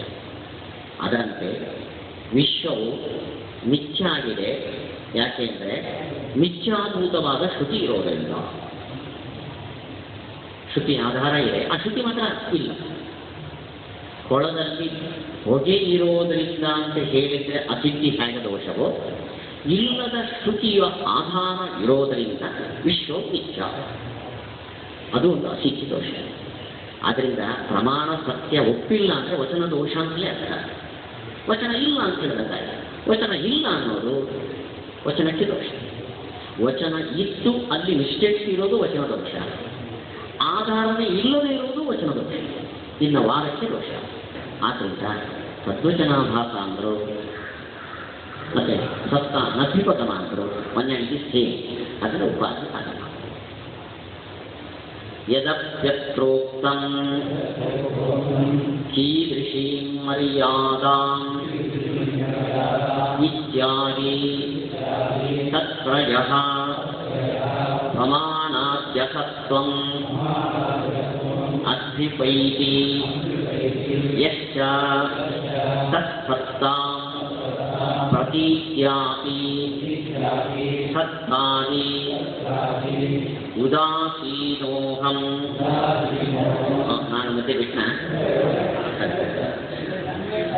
ನನ್ವೇತತ್ ಆಶಂಕ್ಯ ಉಕ್ತಂ ನ ಬ್ರೂಮೋ ವಯಂ ಇತ್ಯಾದಿ ದುರುಕ್ತಂ ತತ್ ಸತ್ವಾ ಸತ್ವೇ ವಿಕಾಯ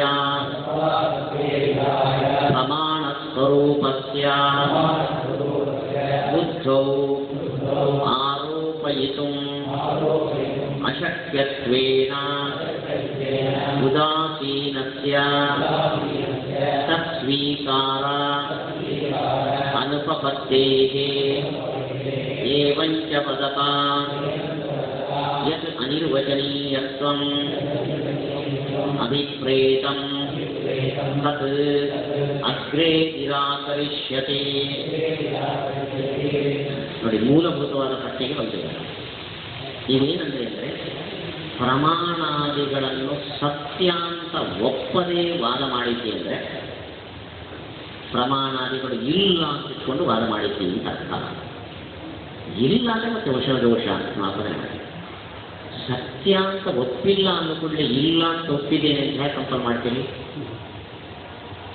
ಇಲ್ಲಿ ಪುಸ್ತಕ ಇದೆ ಅಂತ ನಾನು ಒಪ್ಪಿಲ್ಲ ಅಂದ ಕೂಡಲೇ ಇಲ್ಲ ಅಂತ ಒಪ್ಪಿದ್ದೇನೆ ಅಂತ ಅರ್ಥನ? ಇಲ್ಲ, ಇದೆ, ಎರಡನ್ನೂ ಒಪ್ಪದೇನೆ ನಾನು ಇರ್ಬೋದು. ಹಾಗೆ ಪ್ರಮಾಣಾದಿಗಳು ಸತ್ಯ ಅಂತ ಒಪ್ಪಿಲ್ಲ ನಾನು ಅಂದ ಕೂಡಲೇ ನೀನು ಇಲ್ಲ ಅಂತ ಒಪ್ಪಿದ್ದೀ ಅಂತ ನೀವು ತೀರ್ಮಾನ. ನಾನು ಆಗಲೇ ಹೇಳಿದೆ, ನಾವು ಮಾಯವಾದಿಗಳು ಹಾಗೆ ಹೇಳಿದ್ದಾರೆ, ನಾನು ಸತ್ವವನ್ನು ಒಪ್ಪಿಲ್ಲ ಅಂದ ಕೂಡಲೇ ಅಸತ್ವವನ್ನು ಒಪ್ಪಿದ್ದೇನೆ ಅಂತ ನೀವು ತೀರ್ಮಾನ ಮಾಡಬೇಡಿ. ಸತ್ವವನ್ನು ಒಪ್ಪಲಿಲ್ಲ, ಅಸತ್ವವನ್ನು ಒಪ್ಪಲಿಲ್ಲ, ಪ್ರಮಾಣವನ್ನು ಒಪ್ಪಿಕೊಂಡು ನಾನು ಈ ಪುಸ್ತಕ ಸತ್ಯ ಅಂತೂ ಕನ್ಸಿಡರ್ ಮಾಡಿಲ್ಲ, ಮಿಥ್ಯ ಅಂತೂ ಕನ್ಸಿಡರ್ ಮಾಡಿಲ್ಲ, ಪುಸ್ತಕವನ್ನು ಕನ್ಸಿಡರ್ ಮಾಡಿಲ್ಲ. ಸರಿನೋ ತಪ್ಪು ಹೇಳಿದೆ? ಯಾಕೆ? ನೀವು ಸತ್ಯ ಅಂತಲೂ ನಾನು ಒಪ್ಪಿಕೊಂಡು ಪಾಠ ಹೇಳ್ತಾ ಇಲ್ಲ, ಮಿಥ್ಯ ಅಂತಲೂ ಒಪ್ಪಿಕೊಂಡು ಪಾಠ ಹೇಳ್ತಾ ಇಲ್ಲ, ನೀವು ಇದ್ದೀರಿ ಅಂತ ಒಪ್ಪಿಕೊಂಡು ನಾನು ಪಾಠ ಹೇಳ್ತಾ ಇಲ್ಲ. ಏನು ಸರಿನ ತಪ್ಪ ಇವಾಗ?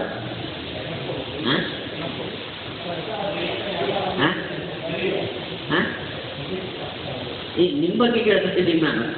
ನೀವು ಸತ್ಯ ಅಂತಲೂ ನಾನು ಒಪ್ಪಿಲ್ಲ, ನೀವು ಸುಳ್ಳು ಅಂತಲೂ ನಾನು ಒಪ್ಪಿಲ್ಲ, ನೀವು ಇದ್ದೀರಿ ಅಂತ ಪಾಠ ಹೇಳ್ತಾರೆ. ಇದ್ದೀರಿ ಅಂದರೆ ಸತ್ಯ ಅಂತ ಅದೇ ನಮ್ಮ ಆರಂಭದಲ್ಲೇ ಹೇಳಿದೆ. ಒಂದು ವಸ್ತುವನ್ನು ಅಡ್ಮಿಟ್ ಮಾಡಿಕೊಳ್ಳುವಾಗ ಎರಡನ್ನ ಬಿಟ್ಟು ಅಡ್ಮಿಟ್ ಮಾಡ್ಕೊಳ್ಳೋಕ್ಕೆ ಸಾಧ್ಯ. ನೋಡಿ, ಟಿಕೆಟೋಪಾದ ಹೇಳ್ತಾರೆ, ನಾನು ಸತ್ವವನ್ನು ಒಪ್ಪಿಲ್ಲ ಅಂದುಕೊಳ್ಳೆ ಅಸತ್ತು ಅಂತ ಒಪ್ಪಿದ್ದೇನೆ ಅಂತ ಅಂದಿಲ್ಲ, ಸತ್ವಾಸತ್ವದಲ್ಲಿ ಉದಾಸೀನಾಗಿದ್ದೇನೆ ಅಂತ ನಾನು ಆಗಲೇ ಹೇಳಿದ್ನಲ್ಲ ಅಂತ ನೋಡಿ. ನಪ್ರೂವಯಂ ಇತ್ಯಾದಿ ಹೇಳಿದ್ದೇನಲ್ಲ, ಉತ್ತಮ್ ದುರುತ್ತಮ್ ಅಂದರೆ ಆ ಶ್ರೇಣಿಗಳು. ಹೌದು, ನೀನು ಹೇಳಿದ್ದಿ, ಆ ಹೇಳಿದ್ದು ಮತ್ತು ತಪ್ಪ. ಉತ್ತಮ್ ನೀನು ಹೇಳಿದ್ದಿ ನನ್ನ ಜ್ಞಾಪಕ ಇದೆ, ಆದರೆ ದುರುತ್ತಮ್. ಯಾಕೆಂದರೆ ಸತ್ಯ ಅಂತಲೂ ಒಪ್ಪಿಲ್ಲ, ಸುಳ್ಳು ಅಂತಲೂ ಒಪ್ಪಿಲ್ಲ, ಪ್ರಮಾಣವನ್ನು ಒಪ್ಪಿದ್ದೇನೆ ಅನ್ನೋಕ್ಕೆ ಅರ್ಥವೇ. ನೀವು ಪ್ರಮಾಣವನ್ನು ಒಪ್ಪಿದ್ದೀ ಅಂದರೆ ಅದನ್ನು ಸತ್ಯ ಅಂತ ಒಪ್ಪಿದೆ. ಈಗ ಒತ್ತಾಯ ಮಾಡಬಹುದು ಮಾಯಾವಾದಿಗಳಿಗೆ? ಅದು ಬೇಡ. ಇವಾಗ ಜನರಲ್ ಆಗಿ ಬರ್ತದೆ. ಒಂದು ವಸ್ತುವನ್ನು ಸತ್ಯ ಅಂತಲೂ ಒಪ್ಪದೆ, ಸುಳ್ಳು ಅಂತಲೂ ಒಪ್ಪದೆ ಆ ವಸ್ತುವನ್ನು ಸ್ವೀಕಾರ ಮಾಡಬಹುದಾ ಅದ್ವೈತವಾದ?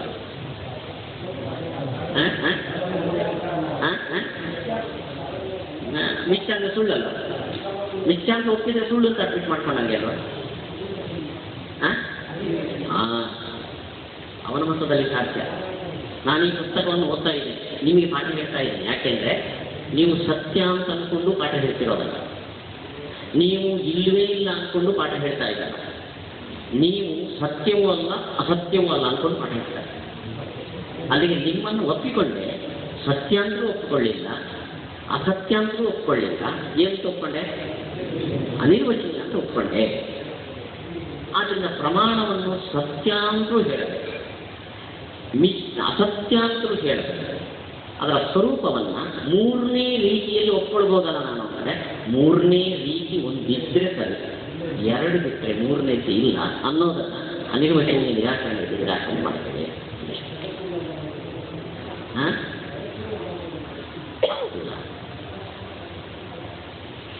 ಯದಪಿ ಅತ್ರೋಕ್ತಂ ಕೀದೃಶೀಂ ಮರ್ಯಾದಾಂ ಇತ್ಯಾದಿ ತತ್ರ ಯಃ ಪ್ರಮಾಣಾದಿ ಅಸತ್ವಂ ಅದ್ವಿಪೈತಿ ಯಶ್ಚ ತತ್ಸತ್ತಾಂ ಪ್ರತೀತ್ಯಾಪಿ ಸತ್ತಾದಿ ಉದಾಸೀನಃ ಅಹಂ ಇತಿ ಮನ್ಯತೆ ಸಂಪ್ರತಿ ಇದಂ ದೂಷಣಂ ಇತಿ ವದಾಮಃ. ಅವನು ಯಾವ ವಾದಕತೆಯಲ್ಲಿ ಈ ಆಕ್ಷೇಪವನ್ನು ಮಾಡ್ತೀರಿ ಅಂತ ಕೇಳ್ತಾನೆ. ಇಬ್ಬರೂ ಪ್ರಮಾಣವು ಸತ್ಯ ಅಂತ ಒಪ್ಪಿರುವ ನೈಯಾಯಿಕರ ಮೀಮಾಂಸಕರ ವಾದಕತೆಯಲ್ಲಿ ಸತ್ಯ ಅಂತ ಒಪ್ಪದೇ ಹೋದರೆ ಈ ಕಥೆ ಕೂಡ್ಲಿಕ್ಕಿಲ್ಲ ಅಂತ ಹೇಳ್ತಿರೋ? ಒಪ್ಪದೆ ಹೋದರೆ ನೀವು ಒಪ್ಪಿದ್ದಾರೆ, ಅಲ್ಲಿ ಕೇಳಕ್ಕೆ ಬರಲ್ಲ. ಇಬ್ಬರೂ ಪ್ರಮಾಣ ಇಲ್ಲ ಅಂತ ಒಪ್ಪಿಕೊಂಡು ಮಾಡುವ ಬೌದ್ಧರ ವಾದದಲ್ಲಿ ನೀನು ಪ್ರಮಾಣವನ್ನು ಸತ್ಯ ಅಂತ ಒಪ್ಪದೇ ಇದ್ದರೆ ನಿನ್ನ ವಾದ ಕೂಡ್ಲಿಕ್ಕಿಲ್ಲ ಅಂತ ಇವನು ಅವನಿಗೆ ಹೇಳಿದರೆ ಅದನ್ನು ರಿಟರ್ನ್ ಮಾಡ್ತಾನೆ, ಅಲ್ಲೂ ಹೇಳುವಂತಿಲ್ಲ. ಅಂದರೆ ಯಾವ ವಾದಕತೆಯಲ್ಲಿ ದೋಷವನ್ನು ಆಕ್ಷೇಪವನ್ನು ಮಾಡ್ತೀರಿ ಅಂತ ಅವನಿಂದ ಕೇಳಿದ್ದಾರೆ. ಈ ಎರಡು ವಾದಕತೆಯಲ್ಲೂ ಅಲ್ಲ, ಇನ್ನೊಂದು ವಿಲಕ್ಷಣ ವಾದಕತೆ ಇದೆ ನೋಡಿ. ಆ್ಯಕ್ಚುಲಿ ಇಲ್ಲಿ ಮೂರೇ ಆಲ್ಟರ್ನೇಟಿವ್ ಸಾಧ್ಯ ಆಗುತ್ತೆ. ಇಬ್ಬರು ಸತ್ಯ ಅಂತ ಒಪ್ಪಿದ್ದಾರೆ ಆ ವಾದ, ಇಬ್ಬರು ಸತ್ಯ ಅಂತ ಒಪ್ಪಿಲ್ಲ ಈ ಒಂದು ವಾದ. ಒಬ್ಬನು ಸತ್ಯ ಅಂತ ಒಪ್ಪಿದ್ದಾನೆ, ಒಬ್ಬನು ಸತ್ಯ ಅಂತ ಒಪ್ಪಿಲ್ಲ, ಇದೊಂದು ವಾದ. ನಮ್ಗೆ ಕಾಣಿಸೋದು ಇದೇ ಮೂರು ವಾದ. ಈ ಮೂರು ವಾದದಲ್ಲೂ ನಾವು ಹೇಳೋದು ಇನ್ನೊಂದು ವಿಧದ ವಾದ ಇದೆ ನೋಡಿ. ನಮಗೂ ನಿಮಗೂ ಅಂದರೆ ಮಾಯಾವಾದಿಗಳಿಗೂ ನಡೆಯುವ ವಾದ. ಇಲ್ಲಿ ಏನಾಗಿದೆ ವಿಲಕ್ಷಣ? ನಾನು ಪ್ರಮಾಣ ಅಂತ ಸತ್ಯ ಅಂತ ಒಪ್ಕೊಂಡಿದ್ದೇನೆ, ನೀನು ಪ್ರಮಾಣ ಸತ್ಯ ಅಂತ ಒಪ್ಪಿಕೊಂಡಿದ್ದಿ, ಆದರೆ ಒಪ್ಪಿಲ್ಲ ಅಂತ ಬಾಯಲ್ಲಿ ಹೇಳ್ತಾ ಇದ್ದಾರೆ. ಈ ಕಥೆಗೆ ದೋಷ ಹೇಳ್ತಾರೆ.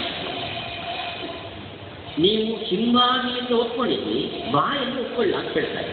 ಅಂಥ ಸಂದರ್ಭದಲ್ಲಿ ನೋಡು ಒಪ್ಪಿಕೊಳ್ಳಿದ್ದಿ ನೀನು ಒಪ್ಪಿಕೊಳ್ಳದೇ ಇದ್ದರೆ ಇದು ನಡೆಯಕ್ಕೆ ಸಾಧ್ಯ ಇಲ್ಲ ಅಂತ ದಂಡವನ್ನು ತೋರಿಸಿ ಇಂಥ ಕಥೆಯಲ್ಲಿ ನಾವು ಆಕ್ಷೇಪ ಮಾಡ್ತೇವೆ ಏನಂತೀವಿ. ಹಾಗೆ ಪರೋಕ್ಷವಾಗಿ ಒಪ್ಕೊಂಡಿಲ್ಲ ನಾವು. ನೋಡಿ, ಉದಾಹರಣೆಗೆ ಬ್ರಹ್ಮ ನಿರ್ಗುಣನೋ ಸಗುಣನೋ ಅಂತ ವಾದ ನಡೀತಾ ಇದೆ. ಬ್ರಹ್ಮ ನಿರ್ಗುಣ ಅಂತ ನಾನು ವೇದ ವಾಕ್ಯದಿಂದ ಸಾಧನೆ ಮಾಡ್ತೇನೆ ಅಂತ. ಅಲ್ಲಿಗೆ ಏನು ಒಪ್ಕೊಂಡ ಅವನು? ವೇದವಾಕ್ಯವನ್ನು ಆಧಾರ ಪ್ರಮಾಣ ಅಂತ ಒಪ್ಪಿಕೊಂಡ.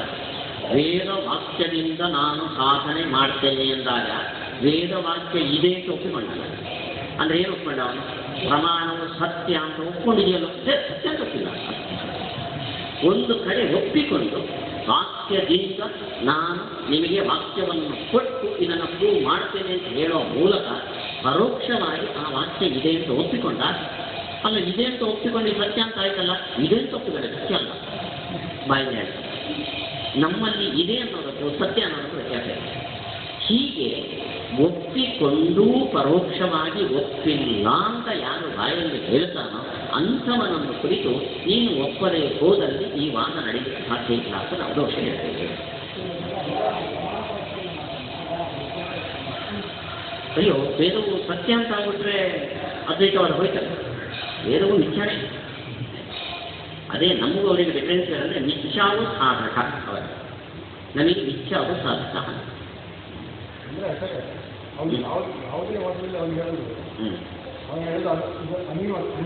ಅದೇ ಅದೇ ಅದೇ ಅವನ ಅಭಿಪ್ರಾಯ ಆಗುತ್ತೆ.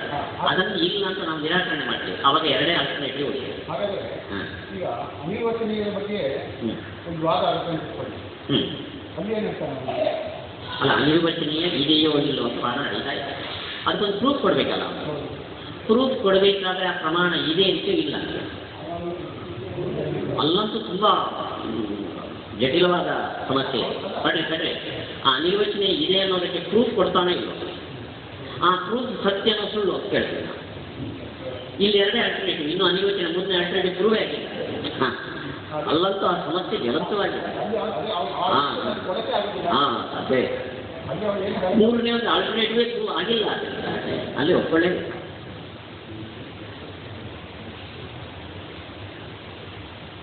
ನ ಚ ಉಕ್ತದೋಷಃ ನ ಹಿ ವಯಂ ಪ್ರಮಾಣಾದಿಸತ್ತಾಭ್ಯುಪಗಮಂ ತಥಾ ಪ್ರವೃತ್ತಿ ಕಾರಣತಯಾ ಅವಶ್ಯಂ ತತಃ ಪೂರ್ವಭಾವಿನಂ ಬ್ರೂಮಃ ಕಿಂ ನಾಮ ಯೋ ಯಥಾ ಕಥಂಚಿತ್ ಕಥಾಯಾಂ ಪ್ರವೃತ್ತಃ ತಂ ವಿಪಕ್ಷೇ ಕಥಾನುಪಪತ್ತಿ ಪ್ರಸಂಗಂ ದಂಡಂ ಪ್ರದರ್ಶ್ಯ ತತ್ಕಾರಣಾನಾಂ ಪ್ರಮಾಣಾದೀನಾಂ ಸತ್ತಾಂ ಅಂಗೀಕಾರಯಿಷ್ಯಾಮಃ ಅಂಗೀಕಾರಯಾಮಃ ನ ಚ ಉಕ್ತದೋಷಃ. ಅಂದರೆ ಹಿಂದೆ ವ್ಯಾಘಾತ ದೋಷ ಹೇಳಿದರು. ಪ್ರಮಾಣದ ಸತ್ಯತ್ವದ ಬಗ್ಗೆ ಉದಾಸೀನವಾಗಿ ಹೊರಟ ಕಥೆಯಲ್ಲಿ ಸತ್ತಾತ್ವಿಪಗಮ ಪೂರ್ವಕತ್ವವನ್ನು ಸಾಧನೆ ಮಾಡುತ್ತೇವೆ ಅನ್ನೋದು ವ್ಯಾಹತ ಅಮೃತ. ಆ ವ್ಯಾಹತ ಇಲ್ಲ.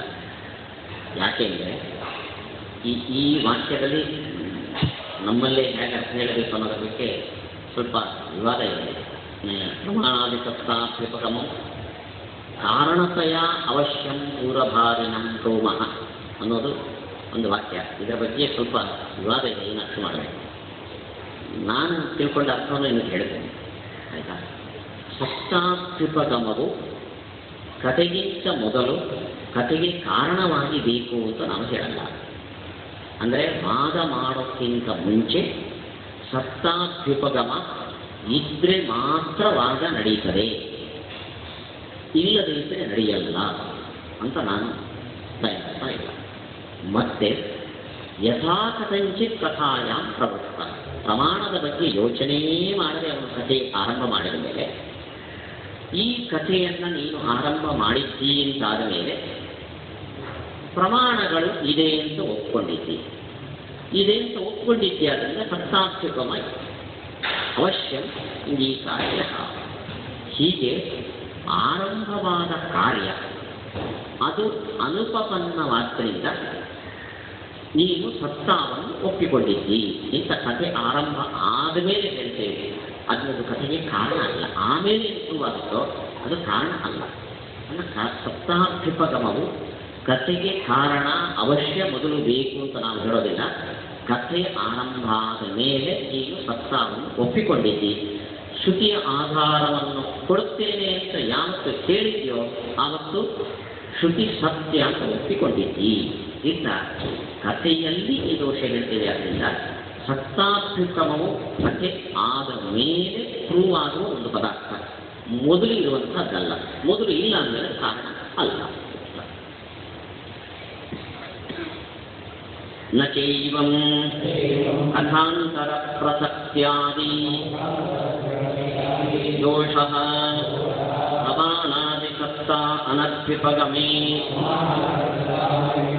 ಕಥಾಯಾಃ ಏವ ನಿಷ್ಪತ್ತೇಃ ಏತೇನ ಶಿಷ್ಯಜ್ಞಾಪನಮಪಿ ಸಮಾಹಿತಂ.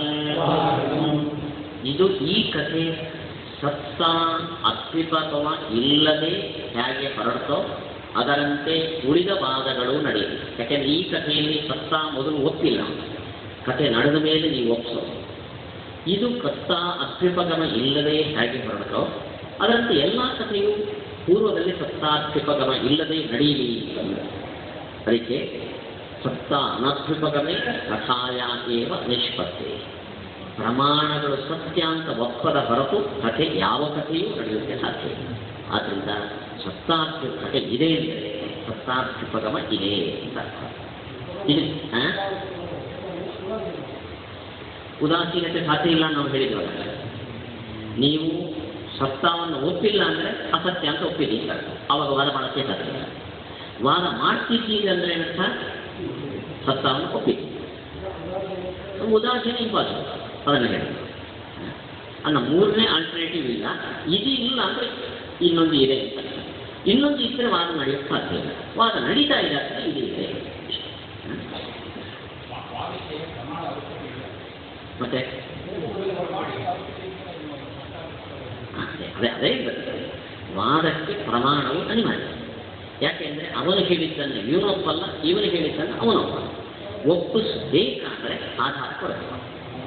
ಆಧಾರ ಕೊಡಬೇಕು ಅಂದರೆ ಆಧಾರವು ಸತ್ಯ ಅಂತ ಒಪ್ಪಿರಬೇಕು. ಇದು ಮುಖ್ಯ ಥೀಮ್ ಇದೆ.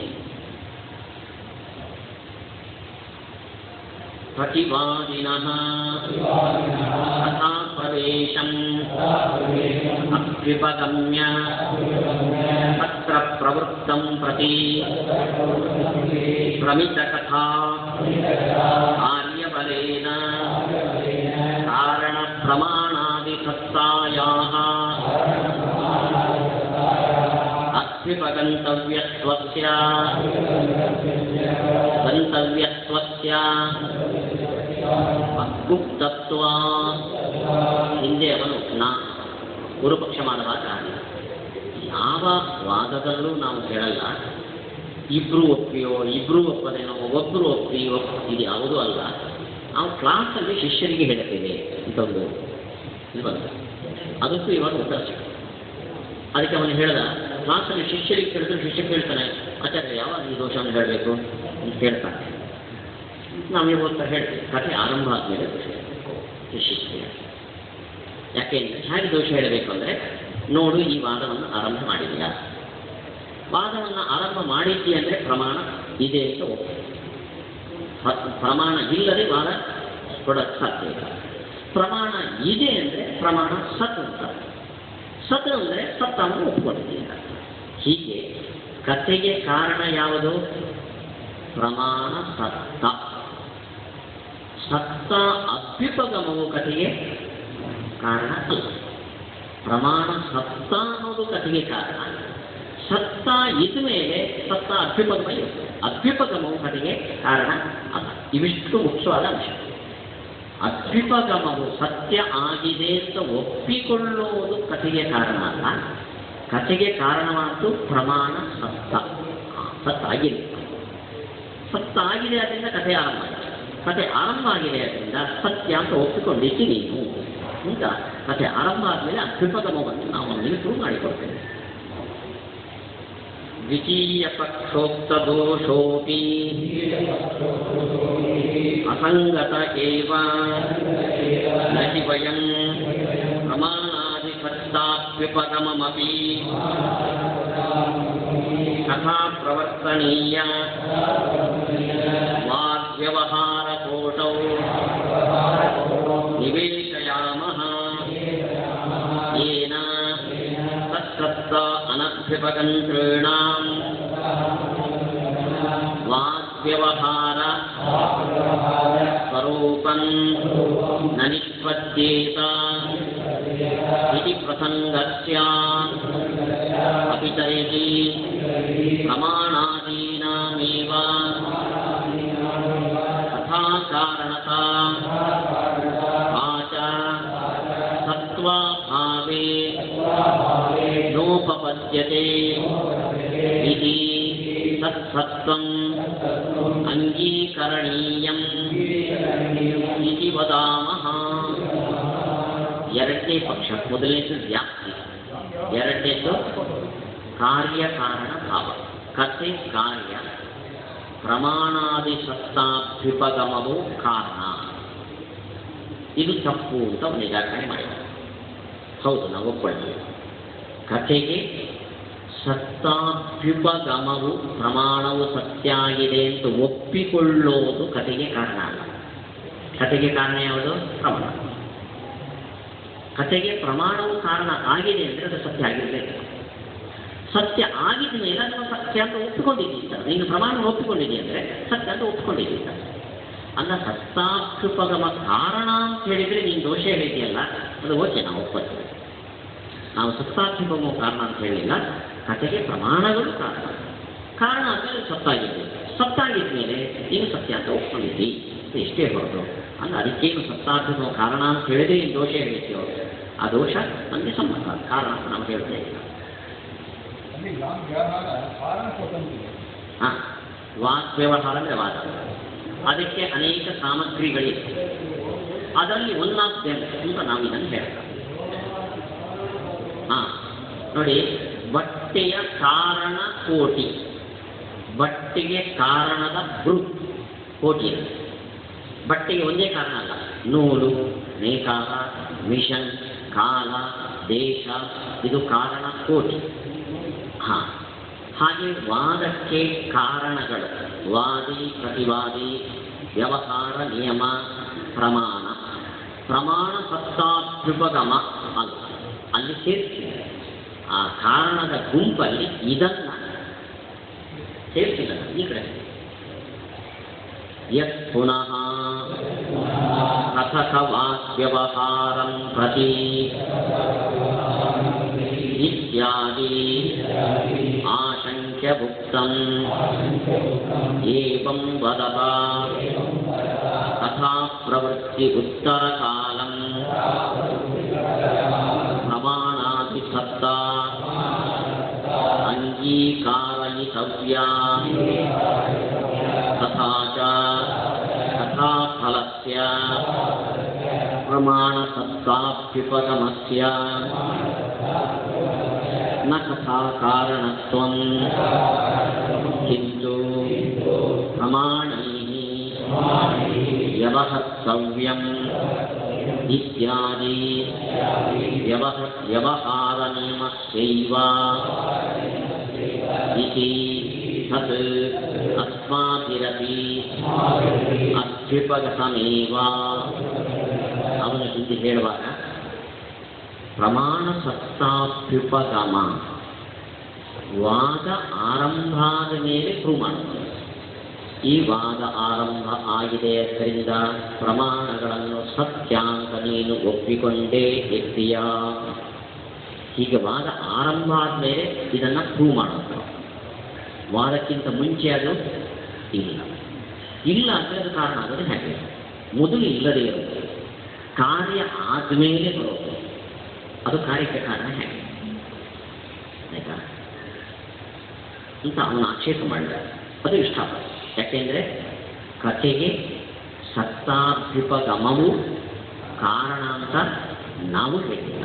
ಆ ಸತ್ತಾಭ್ಯುಪಗಮ ಕಥೆ ಆರಂಭ ಆದ ಮೇಲೆ ಒಪ್ಪಿಸುವ ವಿಷಯ. ಅದು ಕಥೆಗಿಂತ ಮುಂಚೆಗಿಲ್ಲ. ಇಲ್ಲ ಅದರಿಂದ ಕಾರಣ ಅಲ್ಲ ಅಂತ ನೀನೇನು ಹೇಳಿದೆಯೋ ಅದು ಅಸ್ಮಾಕಮಪಿ ಸಮ್ಮತವೇ. ಯಸ್ತು ಸತ್ತಾಭ್ಯುಪಗಮಮಪಿ ಕಥಾಕಾರಣಂ ಬ್ರೂತೆ ನ ಏವ ಏವಂ ಪರ್ಯನಿಯೋಜ್ಯಃ. ಯಾರು ಸತ್ತಾಭ್ಯುಪಗಮವೂ ಕಥೆಗೆ ಕಾರಣ ಅಂತ ಹೇಳ್ತಾನೋ ಅವನಿಗೆ ದೋಷ ಇರುತ್ತೆ. ಅದು ಕಥೆಯ ನಂತರ ಬರೋದು ಕಥೆಗೆ ಕಾರಣ. ಹೇಗೆ ನಾವು ಅಭ್ಯುಪಗಮವು ಕಥೆಗೆ ಕಾರಣ ಹೇಳಿಲ್ಲ ಆದ್ದರಿಂದ ನೀನು ಹೇಳಿದ ದೋಷ ನನಗೆ ಸಮ್ಮತ. ಪರ್ಯನುಯೋಜ್ಯ ಅಂದರೆ ಅವನಿಗೆ ಈ ದೋಷವನ್ನು ನೀನು ಹೇರಬಹುದು, ನಮಗೆ ಹೇರುವಂತಿಲ್ಲ, ನಾವು ಹಾಗೆ ಹೇಳಿದ್ದೇವೆ. ಯತ್ ಪುನಃ ನ ಚ ಪ್ರಮಾಣಾದೀನಾಂ ಇತ್ಯಾದಿನ ಕಲ್ಪನಾ ಗೌರವಂ ಅವಾದಿ ತತ್ರ ಕಿಂ ಪ್ರಮಾಣಾದಿ ಸತ್ತಾಭ್ಯುಪಗಮೇ ಕಲ್ಪನಾ ಗೌರವಂ ಉತ ತತ್ಸತ್ತಾಭ್ಯುಪಗಮಸ್ಯ ಕಾರಣಕೋಟಿ ಪ್ರವೇಶನೆ ನಾಸ್ಯಃ ಕಾರಣತ್ವ ಅನ್ಯಥಾನುಪಪತ್ಯ ತತ್ಸತ್ತಾಯಾಃ ಪ್ರಮಿತತ್ವ ಪ್ರಮಿತಸ್ಯ ಪರೀಕ್ಷಕೈಃ ಅಂಗೀಕರಣೀಯತ್ವ ಇತಿ ಏತೋ ಸಂವಾದ ಏವ. ಅವನು ಹಿಂದೆ ಇನ್ನೊಂದು ದೋಷ ಹೇಳಿದ್ದಾನೆ. ಕಥಾಭ್ಯುಪಗಮವು ಕಾರಣ ಅಂತ ಒಪ್ಪಿಕೊಂಡ್ರೆ ಗೌರವ. ವಾದ ನಡೆಯಬೇಕಾದರೆ ಕೆಲವು ನಿಬಂಧನೆಗಳನ್ನು ಮಾಡ್ತಾರೆ. ಅಷ್ಟಿಂದಲೇ ವಾದ ನಡೆಯುವಾಗ ಅಭ್ಯುಪಗಮವನ್ನು ಸತ್ತಾಭ್ಯುಪಗಮವನ್ನು ಹೇಳೋದು ಗೌರವ. ಟೀಕಾಕೃತ್ಪಾದ ಹೇಳ್ತಾ ಇದ್ದಾರೆ, ಸತ್ತಾವನ್ನು ಪ್ರಮಾಣಗಳಿಗೆ ಸತ್ಯತ್ವವನ್ನು ಒಪ್ಪೋದೇ ಗೌರವನೋ, ಸತ್ಯತ್ವದ ಅಭ್ಯುಪಗಮವು ಕಥೆಗೆ ಕಾರಣ ಅಂತ ಹೇಳೋದು ಗೌರವ. ಪ್ರಮಾಣಗಳಿಗೆ ಸತ್ಯತ್ವವನ್ನು ಒಪ್ಪೋದೇ ಗೌರವ ಅಂತ ಹೇಳಕ್ಕೆ ಬರಲ್ಲ. ಯಾಕೆ? ಪ್ರಮಾಣ ಇದೆ ಅಂತ ಆದಮೇಲೆ ಅದರ ಸತ್ಯತ್ವವನ್ನು ಒಪ್ಪಿಕೊಂಡೇ ಇರ್ತೀವಿ. ಪ್ರಾಮಾಣಿಕವಾದನ್ನು ಒಪ್ಪಿಕೊಂಡ್ರೆ ಗೌರವ ಅಂತ ಅನ್ಬಾರ್ದು. ನೋಡಿ, ಉದಾಹರಣೆಗೆ ಅವನು ಬಡವ, ಅವನಿಗೆ ಗಂಡ ಹೆಂಡತಿ ಇಬ್ಬರು ಹೊಟ್ಟೆ ತುಂಬಿಸೋದೇ ಕಷ್ಟ. ಆದರೆ ಮಗುವಾಯಿತು, ಈ ಮಗು ಹುಟ್ಟದೇ ಇದ್ದರೆ ಚೆನ್ನಾಗಿರ್ತಿತ್ತು ಅಂತ ಅನ್ಕೋತಾನೆ. ಅದನ್ನು ಯಾವತ್ತು ಯೋಚನೆ ಮಾಡಬೇಕಾಗಿತ್ತು? ಮಗು ಆಗೋಕ್ಕೆ ಮುಂಚೆ. ಹುಟ್ಟಿದ ಮೇಲೆ ಇದು ಗೌರವ ಅಂತ ಯೋಚನೆ ಮಾಡ್ತಾರೆ. ಹುಟ್ಟಿದ ಮೇಲೆ ಅದನ್ನು ಒಪ್ಕೊಳ್ಳೇಬೇಕು. ಹಾಗೆ ಪ್ರಮಾಣ ಸತ್ತಾಭ್ಯುಪಗಮೇ ಗೌರವ ಅಂತ ಹೇಳಬೇಕು. ಯಾಕೆ? ಸತ್ತಾಭ್ಯುಪಗಮ ಫ್ಯಾಕ್ಟ್ ಆದ್ದರಿಂದ ದಾಸರಾಜರು ಹೇಳ್ತಾರೆ, ಪ್ರಮಾಣ ಸಮ್ಮತವಾದ್ದನ್ನು ಒಪ್ಪಿಕೊಂಡ್ರೆ ಗೌರವ ಅಲ್ಲ. ಅದಕ್ಕೆ ಅವರ ಹಾಸ್ಯದ ದೃಷ್ಟಾಂತ ಕೊಡೋದು, ಗೌರವಂ ತನ್ನ ಭಾರಾಯ ಯತ್ ಪ್ರಮಾಣಸ್ಯ ಸಮ್ಮತಂ ನಹಿ ಭಾರಾಯ ಭವತಿ ಕಾಂಕ್ಷಿತಂ ಕಾಂಚನಾದಿಕಂ. ನಮಗೆ ಬೇಕು ಅಂತ ಅಭಿಪ್ರೇತವಾದ್ದನ್ನು ಒಪ್ಪಿದ್ರೆ ಗೌರವ ಅಂತ ಹೇಳಬಾರದು. ಹೆಂಗಸರಿಗೆ ಕೆಲವು ಹೊತ್ತಿ ಮಗುವೇ ಭಾರ ಆಗುತ್ತೆ. ಆದರೆ ದೊಡ್ಡ ರುಪ್ಪು ಗುಂಡಿಗೆ ಬಂಗಾರದ ಕವಚ ಹಾಕಿ ಕುತ್ತಿಗೆಯಲ್ಲಿ ಹಾಕೋದೇ ಆಗ್ತದೆ. ಕಾಂಕ್ಷಿತಂ ಕಾಂಚನಾದಿಕಂ ನೈಭಾರಾಯ ಭವತಿ. ಪ್ರಮಾಣ ಸಿದ್ಧವಾದನ್ನು ಒಪ್ಪಿದ್ರೆ ಭಾರ ಅಂತ ಅನ್ಬಾರ್ದು ಗೌರವ. ಇನ್ನು ಅದನ್ನು ಕಥೆಗೆ ಕಾರಣ ಅಂತ ಹೇಳಿದರೆ ಗೌರವ. ಉಳಿದ ಕಾರಣದಿಂದಲೇ ಕಥೆ ನಡೀತಿ ಇರಬೇಕಾದ್ರೆ ಇದನ್ನೂ ಕಾರಣ ಅಂತ ಯಾಕೆ ಹೇಳ್ತೀರಿ? ಗೌರವ ಅಂದರೆ ಕರೆ, ನಾನು ಕಾರಣ ಅಂತ ಹೇಳಿಲ್ಲ. ಆದ್ದರಿಂದ ಈ ವಾದ ಇಲ್ಲೇ ಬಿಟ್ಟು. ಆದ್ದರಿಂದ ಮುಖ್ಯವಾದ ಅಂಶ, ಪ್ರಮಾಣಾದಿಗಳು ಇದೆ ಅಂತ ಒಪ್ಪೋದು ಅನಿವಾರ್ಯ ವಾದ ಮಾಡಬೇಕಾದ ಮುಂಚೆ. ಆ ಒಪ್ಪುವಿಕೆ ಕಥೆಗೆ ಕಾರಣ ಅಲ್ಲ, ಕಥೆಗೆ ಕಾರಣ ಪ್ರಮಾಣ ಅಷ್ಟೇ. ಬಟ್ಟೆಗೆ ಕಾರಣ ನೂಲು. ನೂಲು ಇದೆ ಅಂತ ಒಪ್ಪಿಕೊಂಡೋದು ಬಟ್ಟೆಗೆ ಕಾರಣ. ನೀವು ಒಪ್ಕೊಂಡಿರ್ತೀರಿ ನೋಡಿ, ಬಟ್ಟೆ ತಯಾರಾಗುವ ಮುಂಚೆ ನೀವು ನೂಲು ಇದೆ ಅಂತ ಒಪ್ಪಿಕೊಂಡೇ ಇರ್ತೀರಿ. ಬಟ್ಟೆಗೆ ಕಾರಣವಾದ ನೂಲು ಹೊರತು ನೀವು ನೂಲು ಇದೆ ಅಂತ ಒಪ್ಪಿಕೊಳ್ಳೋದಲ್ಲ. ಇವಿಷ್ಟು ನಮ್ಮ ಮುಖ್ಯ ಇಲ್ಲಿಯ ಥಿಯರಿ ಅಲ್ಲ. ಸತ್ತಾಭ್ಯುಪಗಮ ಬೇಕು, ಸತ್ತಾಭ್ಯುಪಗಮ ಕಾರಣ ಅಲ್ಲ. ಇಲ್ಲಿ ನಿಲ್ಲಿಸೋಣ. ಮತ್ತೆ 9:30ಗೆ ಯಾತ್ರಾಗೋಷ್ಠಿ ಆರಂಭ ಆಗುತ್ತೆ. ಇದೇ ವೇದಿಕೆಯಲ್ಲಿ ಚೆನ್ನೈನಿಂದ ಇಬ್ಬರು ವಿದ್ವಾಂಸರು ಈಗಾಗಲೇ ಬಂದಿದ್ದಾರೆ. ಅದೇ ಸತ್ವ ಪ್ರತ್ಯಕ್ಷ ಅಂದರೆ ವಿಶ್ವ ಮಿಥ್ಯಾ ದೃಶ್ಯತ್ವ ಅನ್ನೋ ಅನುಮಾನಕ್ಕೆ ಪ್ರತ್ಯಕ್ಷದ ವಿರೋಧ ಇದೆಯೋ ಇಲ್ಲೋ, ಏನು ಅನುಮಾನ ಡೌಟು ಅಂತ ನಾನು ಕೇಳ್ತೀನಿ.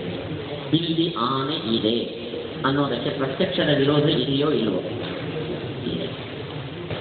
ಇಲ್ಲಿ ಪಾಠ ನಡೀತಾ ಇಲ್ಲ, ಪ್ರತ್ಯಕ್ಷದ ವಿರೋಧ ಇದೆಯೋ ಇಲ್ಲವೋ? ಈ ಪುಸ್ತಕ ಸುಳ್ಳು, ಇದಕ್ಕೆ ಪ್ರತ್ಯಕ್ಷದ ವಿರೋಧ ಇದೆಯೋ ಇಲ್ಲವೋ? ಇದೆ. ಸ್ಪಷ್ಟ. ಇದರಲ್ಲಿ ಗಂಟೆ ಕಟ್ಟಲಿ ಚರ್ಚೆ ಮಾಡೋದು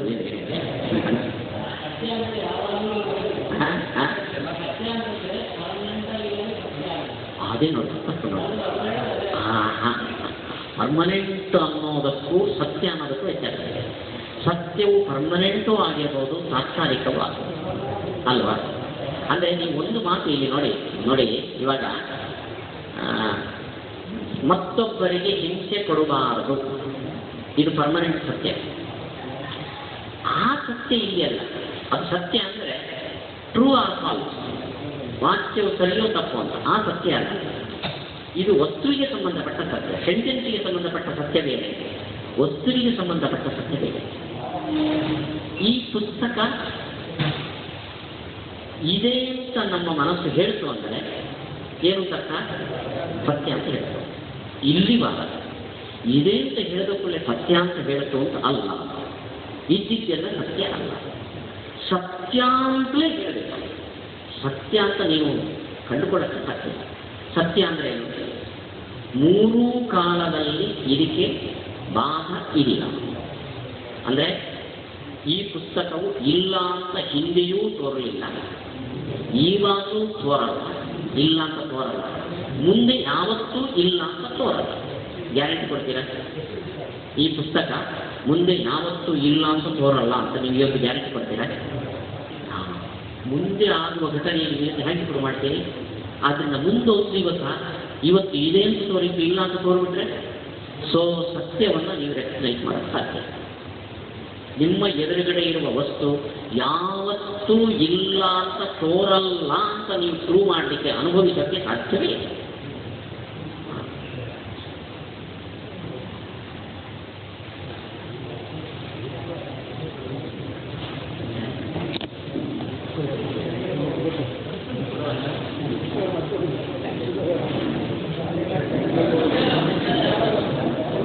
ಇವತ್ತು ಪ್ರಾಯ ಮಧ್ಯಾಹ್ನ ಊಟ ಆದ್ಮೇಲೂ ಗೋಷ್ಠಿ ನಡೆಯುತ್ತೆ 6 ಗಂಟೆವರೆಗೆ. ಆಮೇಲೆ ಪ್ರಾಯ ಇಲ್ಲಿ ಉಪನ್ಯಾಸ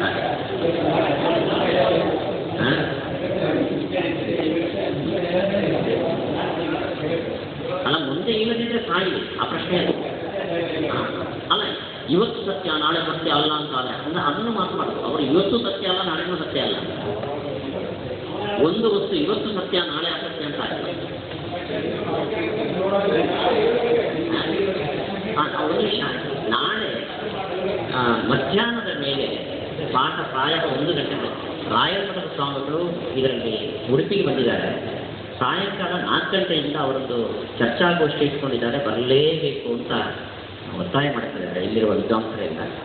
ಅದರಿಂದ ಅಲ್ಲಿ ಹೋಗೋದು ಸ್ವಾಮಿಗಳು ಮತ್ತು ಉಳಿದ ವಿದ್ವಾಂಸರು, ನಾನು ಜೊತೆಯಲ್ಲಿ ಹೋಗೋದು ಅದು ಅನಿವಾರ್ಯ ಆಗಿದೆ. ಆದ್ದರಿಂದ ಪ್ರಾಯ 3-3:30 ಇಲ್ಲಿಂದ ಹೊರಡಬೇಕಾಗುತ್ತೆ. ಅದಕ್ಕೋಸ್ಕರ ನಾನು ನಾಳೆ ಪಾಠ ಲ್ಯಾಪ್ಸ್ ಆಗಬಾರ್ದು. ಬೆಳಿಗ್ಗೆ 6 ಗಂಟೆಯಿಂದ 8 ಗಂಟೆವರೆಗೆ ಪಾಠಕ್ಕೆ ನೀವು ಸಿದ್ಧರಾದರೆ 8ರಿಂದ 9 ಉಪಹಾರ, 9ರಿಂದ ಮತ್ತೆ 12-12:30ವರೆಗೆ ಪಾಠ. ಮಧ್ಯಾಹ್ನ ಆದರೆ 1 ಗಂಟೆ 3ರಿಂದ 4 ಹೇಗಾಗುತ್ತೋ ಹಾಗೆ ಮಾಡೋದು. ಆಮೇಲಿಂದ ಪಾಠ ಆಗಬಾರ್ದು. 6 ಗಂಟೆಗೆ ಬಂದ ಮೇಲೆ ಸುಧಾ ವಿದ್ಯಾರ್ಥಿಗಳ ಅನುಮಾನ ಇದೆ. ಹೀಗೆ ನಾಳೆ ಟೈಮ್ ಟೇಬಲನ್ನು ಹೀಗೆ ಬದಲಾಯಿಸ್ಕೊಳ್ಳೋಣ. ಸ್ವಾಮಿಗಳು ಆದೇಶ ಮಾಡಿದ್ದಾರೆ 6 to 8. ನಾನು ರೆಡಿ ಆಗ್ತೇನೆ.